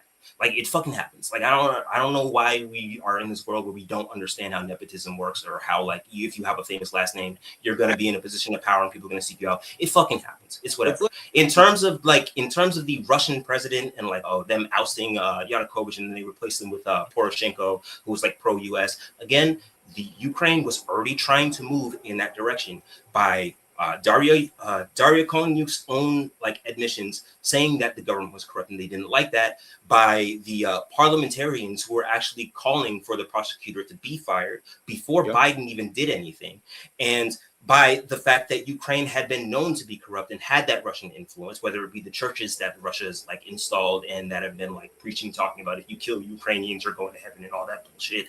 There's a very real conflict that is indicative of the way that area of the world has went since the collapse of the Soviet Union and since the Budapest Memorandum was signed, where Russia said that, if you give away the fucking nukes, we will protect you the same way the US did. All of these things don't have shit to do with the US themselves. Ukraine and Russia have this fucking tension. We promised to actually protect them, and it's been a thing documented throughout these years that show why we did this. To say that the US formed this coup is just ignoring the reality that maybe fucking Ukrainians didn't like the fact that they voted for this guy who was going to sign this deal with the EU and switched up in the middle of the night. It was just a revolution, and it was something that I figured people who like the J6ers would respect, that there were people that were rarely angry with the person who was in power, and they decided to march on that motherfucker. Like, it's a very like simple concept when you actually understand the people that are involved, the people who actually live there, as opposed to just having this mentality where US bad, America did all these things, and I don't know if there's dark money, but I'm gonna believe it because US bad. Like, it's just ahistorical, and it makes us dumber. I feel like we're the party that's like America. I do know there's dark money. You're not, because you're anti-Fifth Amendment. No, it's because therefore we hate America. So, Yes. all right, CT, we're gonna give you the last word here before I kick your ass out of here. Let's give you the floor, sir. Whatever you've got to say, the floor is yours, sir. So it's easy to say that everything that happened was just a civil unrest in Ukraine, but you have to go back even farther. You have to go back to the fall of the wall in Germany. The fall of the wall in Germany goes, we clearly stated we would not expand NATO westward. We would not. Are you saying that's, bro? Hold on. Yet means yet. You're talking about 2 inches eastward. That was about the German reunification. That was not about us expanding NATO. In fact, what's his name? So clearly we don't agree on what started the conflict there. That sounds like a great thing to discuss in the Discord server that we are headed to as soon as this is done. Well, I won't be there, to be fair. So, I mean, if you want to give Cody the last word, I won't interrupt. All I want to say is that when it comes to at least the Ukraine stuff, you're saying we didn't acknowledge a coup. Fine. We have pushed westward for the last 30 plus years. Eastward? That then culminated into what we've had now versus Ukraine, Russia, which is a proxy war. It's essentially a proxy World War III, where we are using Ukraine and all their people, which is a disgraceful thing. We've killed millions of Ukrainian people in the attempt to beat off Russia. Beat off Russia. And it all started. Everything we're talking about started with the agreement to not push NATO westward. And we've continued to push NATO westward for the last 30 years. You mean eastward, right? Eastward. Sorry, I keep saying westward. Yes. We keep pushing NATO east. And this will circle back to the start of this thing. This is what Dave Smith said from the start. This is Dave Smith breaking down geopolitics, is saying we can't push NATO eastward. And Douglas Murray comes back at him and says, well, you're not an expert. So I'm not an expert, but I study history. I watch history. I read articles. And to someone saying you're not an expert, so you can't talk about this, it's fucking crazy. It makes no sense. Definitely agree with that. Super real quick. I would just say, it's not a response to you necessarily, but like, if anybody who is listening, what I would urge, because I'm a big advocate of media literacy, if you want to know the truth about this, your first instinct, don't go to someone who's on the right, don't go to someone who's on the left. Look up the historical facts, look up the actual quotes from the meetings, look at the actual treaties. Do that so you can have an understanding, and maybe you'll come on his side or my side. Fair enough. Colby, thank you so very, very much for hanging out. Hopefully, I will see you in the after party. Yeah, I'll pop in. M169 didn't get to say anything. What do you want to say, M169? Well, I'm kicking you so she can talk. So you get the fuck out. And M169, how are you doing? I'm doing pretty good, but I think you know what topic brought me here. Do you, Lutch? Oh, yes. COVID. I think it's the vaccines, but yeah.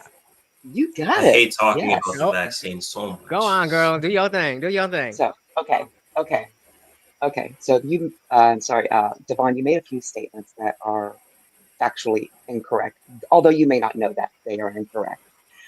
While it is true that vaccine inserts list potential adverse reactions, every medication out there does the exact same thing. Every medication that is currently on the market, they have post-marketing data collection on everything to track for long-term potential side effects. Yep. Phthalimide is a great example. Phthalimide is a great example. It was approved, it was researched, it was approved, and they started giving it. Granted, this didn't happen in the US, this happened in the UK. They started giving it to pregnant women to help them with severe morning sickness. And then a whole bunch of deformed babies started being born. Look up phthalimide babies. No arms, no legs.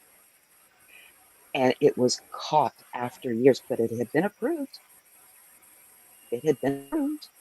And And so then what they you're yanked saying, it off the market when they realized what it could do. They didn't know it would do that before they released it to the market. and so your So bottom line really is that even whether it's whether if it comes from VAERS one time or this, that, or the other, to dismiss it just because it's not a verified side effect is folly. true. And another thing that I will state about VAERS, something that our government has not done. When the Vaccine Injury Compensation Program was started in 1986, that's when Reagan passed the law that gave vaccine manufacturers liability-free status. They instituted the compensation system and they began to collect data onto VAERS. HHS, by law, was required to submit a report to Congress every 2 years on those side effects and what they were finding. They've never submitted a report to Congress. And I know that because RFK Jr. sued to get it, put a FOIA request in, and they finally had to admit that they have never submitted such a report to Congress. So when I say that RFK Jr. knows a lot more than people give him credit for, he really does. He has been in this fight. DeVon, real quick, look in the private chat. Years. I did. I responded on.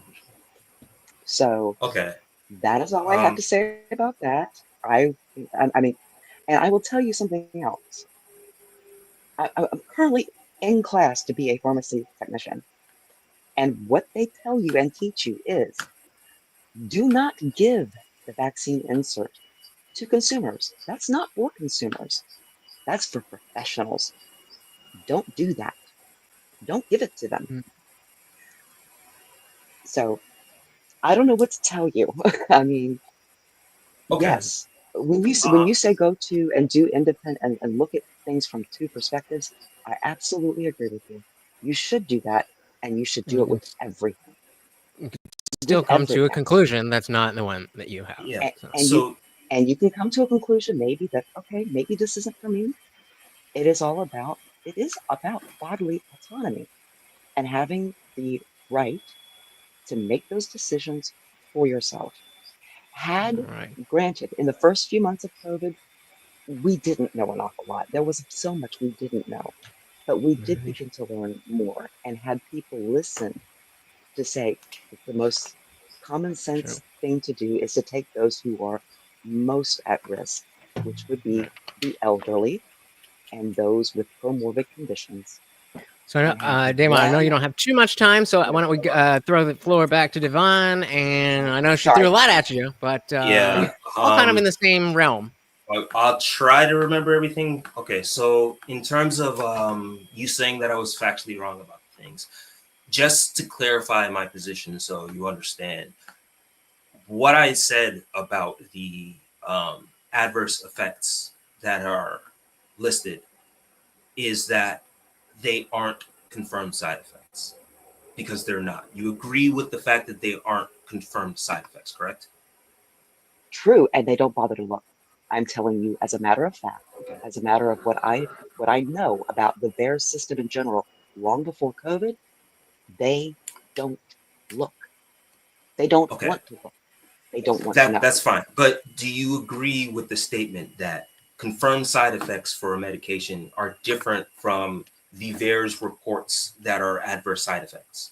Not adverse side effects, that are adverse, of reported effects. Like, you agree that if we were to look at the or it's possible that you could look at the adverse effects and you could find something that just isn't a side effect, and it's just something that someone reported. That's quite so true. That is quite true. so that's the I'm not saying only everything listed there yeah is 100%. for But sure. again, my contention is that they don't look because they don't really Okay. want to know. Yeah. Because So that's a cash cow for Big Pharma. You have For a sure. product that you are free from liability. Most people, are not even going. Most people don't even know that there's a vaccine injury compensation program that, Yeah. since its inception, since 1986, has paid out over $40 billion. That's taxpayer money. Okay. So, So yeah. So just to be clear, that was the only distinction I was trying to make there, which I think is still an important distinction, because if these adverse effects are listed and it's just things that people are reported, to take that at face value and say these are the definitive side effects would just be a misunderstanding of those two categories: adverse effects. Yes, you did actually. And Sorry. And the side effects, which, by the way, to just clear record, I'm not saying that one shouldn't look at those effects. They're listed for that specific reason, for people to look at and see, okay, this is something that people are reporting after they took the thing. I should be wary of this, or it's possible that this thing happened. I started this saying that I understand the vaccine hesitancy. And I think that it's kind of hypocritical for people who say my body, my choice when it comes to abortion, can't understand the idea that my body, my choice when it comes to the thing that I'm injecting in myself isn't a valid concern. 1000% agree. My position on this, however, is that this idea that because because I am okay with people being skeptical, it doesn't make sense to just suddenly think that we should be listening to anyone on the actual effects of the vaccine, because I hear a lot of people say that you shouldn't trust the experts because they got this thing wrong about the vaccine, and then they go and they just completely go off the rails and listen to the exact opposite of what the mainstream account is. And in my opinion, that's contrarianism. And contrarianism, I feel like, is a bad philosophy, because that means that if you have like 5 friends that are like lying to you and you come to me, I can literally use the fact that you don't trust these people and abuse your trust, because now you'll trust me as the person, because I'm saying the opposite of what those people are saying.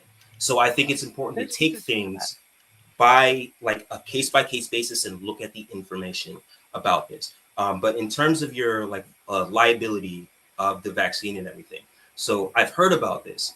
I think from what I understand, and maybe you can correct me, is that the reason why they signed that into law is because if you're trying to sue a pharmaceutical company, which what you guys have been saying they make like trillions off of, you're not going to have the resources to actually get compensation for if you're harmed.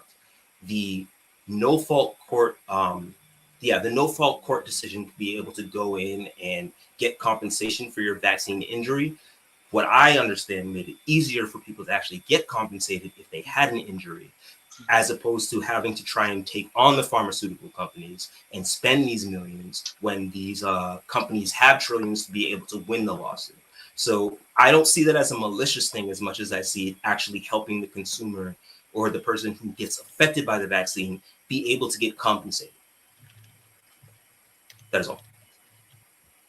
That was one argument that was put out there. Another one was, quite frankly, what happened was back in the 80s, a lot of people were injured by at the time it was called the diphtheria, pertussis, tetanus vaccine, and it injured a lot of people.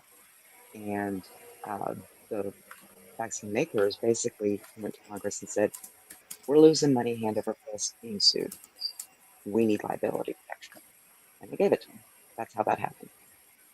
Because they threatened that if you don't give it to us, all of we this will really stop comes down making to, if you understand the hesitancy, but you're saying you understand it, but I think maybe you only understand one aspect of why people would be hesitant, that they don't know what's in it, or they don't know. But there's an array of reasons why you would not want to take it, and some of them are more superficial and just like vibes. I'm not about it, which you should, you have the right to do. But also that fuck, I'm ready or something. Thing I forgot what I was saying. So, but yeah, there's other ways to look at it and come to that conclusion, without it being some, very not being a vibes-based thing. It could be a very scientific thing that maybe isn't. I have the proof that this is going to do X, Y, and Z, but I've done the risk analysis, and I don't think that it is worth it. No, are you denying that people come to that conclusion rationally? I do agree that people come to that conclusion rationally, and I can understand that way more with the COVID vaccine as opposed to vaccines in general. But what I do when I look at the cost risk analysis is I look at the history of how much this advancement in humanity has helped us from the fucking dark ages, where we would die from shit that we didn't have any protections over. I think that the net good of vaccines is worth actually trying to prevent people from spreading like lies about certain things or being misinformed about it. Granted, I don't like having the vaccine conversation as much because I'm not an expert, but there's a lot of, I feel like, not dogma, but like I feel like there's a lot of allegiance to some narrative about the vaccines or all vaccines being bad and evil, and it's like, well, it's going to hurt you, and then the no vaccine can hurt you and whatever. There's this middle ground that people don't seem to have, and it leads that's to where making enemies. That's where I disagree with not you. Your enemies. I think that's a caricature. I think there are a lot of people like myself and M169 who have looked at. I mean, M169 has done a lot more research than me, and I was going on way more vibes, admittedly. But my point is that I think there's a lot of people who aren't, even though I was going based on something doesn't seem right here, that there were things that I was looking at, there were things that I was reading, it's not like I was just like seems weird, never thinking about it again. And the point being that just because you have a certain conclusion, you can't assume the path that somebody got there. And I see that a lot in general on the left, and I've seen that a lot in this specific conversation, where you're just painting a very broad brush where it doesn't fit. And maybe some people do what you say that that people do, and maybe some people, just look at the expert and say, "Oh, well, it's an expert, therefore I cannot trust it." But that is not a very common perspective that I see among people who think this way, and are on the Dave Smith train of why do we need the experts? Yeah. So the reason why specifically in every conversation, the reason why I bring it up, two things. So the reason why I bring that up in terms of like, I'm sorry for interrupting, DeVon. I'm gonna have to dip. It's been okay. It's all good. Okay. Thank you so much for stopping by. You have a good one. So the reason why I say that, and I try to attack this from like a macro sense, is because of the fact that individuals who have platforms that promote these ideas that people, and this is like, it's on net from what I've seen from the bigger influencers where the narrative is that they're evil and they're trying to kill you, and the vaccine and this and that and this and that. That, even though some people may feel that like it's just legitimate like skepticism over the vaccine, the larger narratives I feel like need to be countered. And all I hear from the bigger people is that the vaccine, it's the pandemic, and like, they're trying to like kill you. It's like, bro, there needs to be a counterbalance and a rationality to the way that we're approaching these things. And the second thing was that the way that you had said that like it's people on like the left that are like doing this thing where they're like assuming this thing. For me personally, if you're an individual, I'm going to approach you on an individual based on the things that you say. However, I feel like even if that is the criticism towards me, and there could be times where I could look back and be like, okay, yeah, I did that. I feel like that's a thing that people who are on each side of the spectrum don't understand that they also do. Like, there's a lot of the times where people on the right do the exact same thing, and it's human nature. I feel like this idea that like people look at Douglas Murray and they think that it's like he's just like he's against free speech for these things, when the reality is I completely understand what he's trying to say. He's saying that like if you have a platform, but I feel like what you think he's saying is exactly the problem with the way that you're approaching it is the exact thing that you're saying I'm guilty of. Okay, so let me doing jump in this here. broad stroke thing, but it's like That's I not what he understand. said. I understand why you have that perspective, but my perspective is more so the fact that you are using credentialism. You then have to demonstrate that. And so it's not the fact that he has read more. It's not the fact that he's been that. It's not any of those things that I'm automatically like, oh, you can't, or I can't trust you because you are an expert. It's the fact that despite all of that, you're in the room with someone who, at the very least, knows a lot of stuff about the conflict, about the situation, even if they are wrong things, that you, as the expert, should be able to say, no, okay, I understand why you think that, in 2014, when they took Donbass, this, that it would lead to this. But actually, if you talk to this person and have that conversation, instead of establishing that, no, we have to listen to these particular experts. We didn't. I know you got to go, and we didn't really get into it. But I mean, we started this off with that specific debate on Joe Rogan, and Dr. Robert Malone is by any definition an expert. Peter McCullough is by any definition an expert, and those people were on, and nobody had an issue with those people. And similarly, who was it? Again, I'm parroting Dave here, but Coleman Hughes was on the show talking pro-Ukraine, and he is certainly not an expert, and nobody had an issue with that. But I want to say that so there's two main things based off what you just said after. So I guess three. I just said the thing, and then two more things. So I'll work backwards in the thing that's mirrored on the left and the right. I don't know how in the weeds you are with the woke right discussion. I am very much seeing it as a meme. I am very much in that discussion because I believe that wokeness is not a left-right thing. It is a mode of thinking, and we're starting to when wokeness manifested as left-wing wokeness as we know it, then all the people who were against that were in the same boat. And now that ship's kind of turned ever since, the Bud Light stuff and everything, it's just not the same strength that it was. Then we're starting to see a split in people who do have that woke thinking, but they just happen to be more on the right. And that is what I see from Douglas Murray, that he is woke, appealing to authority, that somebody who doesn't have the justifications, whether or not they are correct, it doesn't matter because they're not part of the club. So that's the thing that you, the more recent thing that you said. But the other thing, what you started off with that people should be able to look at these things with rationality. And I completely agree with that. But rationality comes from reason. And so when you give enough reasons for people to be skeptical of the establishment as a whole thing, then I agree with you in the sense that a blanket skepticism saying it's the establishment, therefore it's wrong, is bad. Because there's a lot of stuff that is based on, just shit that works, shit that's been working for a long time. Again, that's kind of what I mean about the caricature, that if somebody is vaccine hesitant with the COVID jab, that they are going to say that a doctor is going to just shill for big pharma and we can't trust any doctors. I think that is more a very small portion of people that doesn't represent what you would call the MAGA cohort on this, at least this particular thing. So I'll give you the last word. I mean, I guess I would just say that as somebody who in 2016 had a lot of fights with super hardcore leftists where it was everything's racist, everything's cultural appropriation.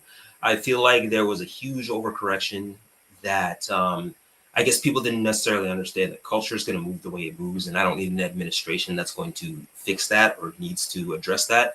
That's just kind of on the people and the politics follow. And I feel like people, because they felt so strongly about these things or their distrust in the government, that there was a political party that was able to weaponize that. And it seems to show that I feel like when I talk to a lot of people, they'll have definitive opinions about things without looking into them. And it's the same thing that I felt like a lot of people who were like, oh, this black person got shot because he was black and everything. And it's you look at the case, it's well, nah, he was actually fucking tripping. I feel like that has become a lot of the MAGA rhetoric, at least, where it's they can do, like Trump could do no wrong and everything he's doing is right. But I feel like the same way that the left is abandoning certain principles that we had, or had abandoned certain principles that they had, at least the far left, I feel like MAGA is doing the same thing and not understanding why people are actually upset at the movement and why people are critiquing the movement and why people are worried about the way it is. Because if I get out of a conversation and I'm defending the Fifth Amendment and people are like, we're not lockstep in agreement with that, what are we doing? That's the ultimate good in terms of actually upholding the republic. And I feel like we should all be united on the idea that regardless of who's the president, whether they're blue or red, we should be holding them to the same standard. Be skeptical about what they're doing and make sure that we're looking at the objective sources to see if they're abusing their power. So far, I haven't heard any convincing evidence that a lot of these deportations, which we didn't even get into, some of them were just ridiculous, like the Andrews thing, where they are doubling down on him being a gang member and saying his social media shows it when he's literally just some like gay makeup artist who has like tattoos that say mom and dad on it. Like all of these abuses, I think, are crazy because they affect a lot of people, and the people are the thing that the Constitution and due process are trying to protect. I think that we'd be a smarter society if we just took things in stride instead of making these big institutions our enemies and understanding why specialization has propelled humanity forward. And yeah, I feel like people just need to take a step back from that and sort of realize that we could be going off of a cliff right now if we don't hold dear to the actual principles that the founders put within the founding documents. But that's it. Here. Well, C2 was saying the most important topic being freedom of speech and censorship. I feel like you kind of addressed that in what you were saying, that, you know, it is important that we have those things, but we use it responsibly. And with great power comes great responsibility. Like, I probably won't be too much of a issue if someone on the street is saying something wild, but it's more of an issue when somebody with a platform who people swear by that say these things and they don't care if they're being like honest or whatnot, because that leads a lot of people off the cliff, and it's a frightening sight for society as a whole. So free speech, obviously a great thing. The government shouldn't come down on it, but use your speech responsibly and be like an adult and have some respect for yourself and understand where accountability is needed. There you go. There you go. Well, I want to thank you so much for coming up to have this conversation. I'm definitely open to more. And I mean, I know you were in the Discord at one point. I definitely think that spending time in there, you know, it could get a little rough, but especially in the voice channel where, you know, we there seems to be a little bit more humanity when people are behind their keyboards, you know. Yeah, exactly. But, you know, I do stand on the claim that, you know, I think that, and again, this is what I was saying earlier, that this is how humans think, that, you know, it's a little bit of a caricature. And I would love to, if it's just me personally or other people that are in the MAGA camp, but are not necessarily the, you know, want to suck Trump's dick or some shit. I think you'd see that there's a lot more people in the former than the latter. As many people definitely are in the camp that would get on their knees and happily.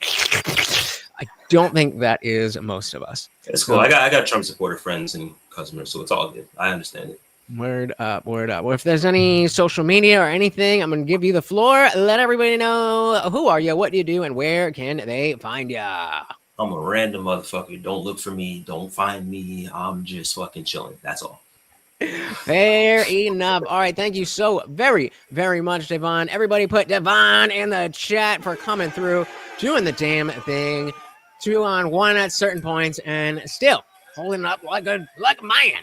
Thank you so very, very much. You have a good night, sir. All right, man. Gotta get out of here. All right. Peace, man. All right. Yeah. M169, thank you. We needed you. We needed you to bring the temperature down a little bit.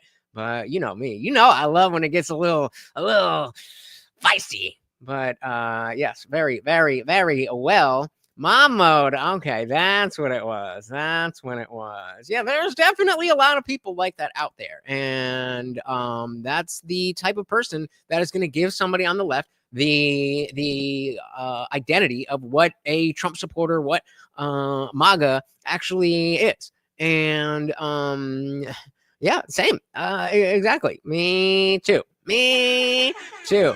Again, thank you, DeVon, for showing up and being in good faith as much as we could. We tried. So dilly to walking into enemy territory. Dilly to that. So I would love to chat with you guys about what just happened. So come through to the Discord. Again, guys, the free chat is pinned to the top of the chat here. You can click that link and you are immediately part of the Discord server and you are one of us. But if you would like to become a member and be part of the after party where you're actually on screen with me and everybody else, whether you want to cam up or not, the link is right there. Come on through. It starts at just $2.99 a month. That's 12 after parties at the very least for half the cost a cup of coffee. Plus, we'll be watching movies and all that shit. I can see a bunch of you in there already. So let's do it. Thank you so very, very much. We didn't talk too much for Morty, but I'm gonna give him one for the I don't know, whatever. Thank you guys so very, very much. Once again, I have been your host, Lutch, aka the Indian Jesus, here to resurrect the second coming of common sense. Until next time, guys, we are out of here. Peace.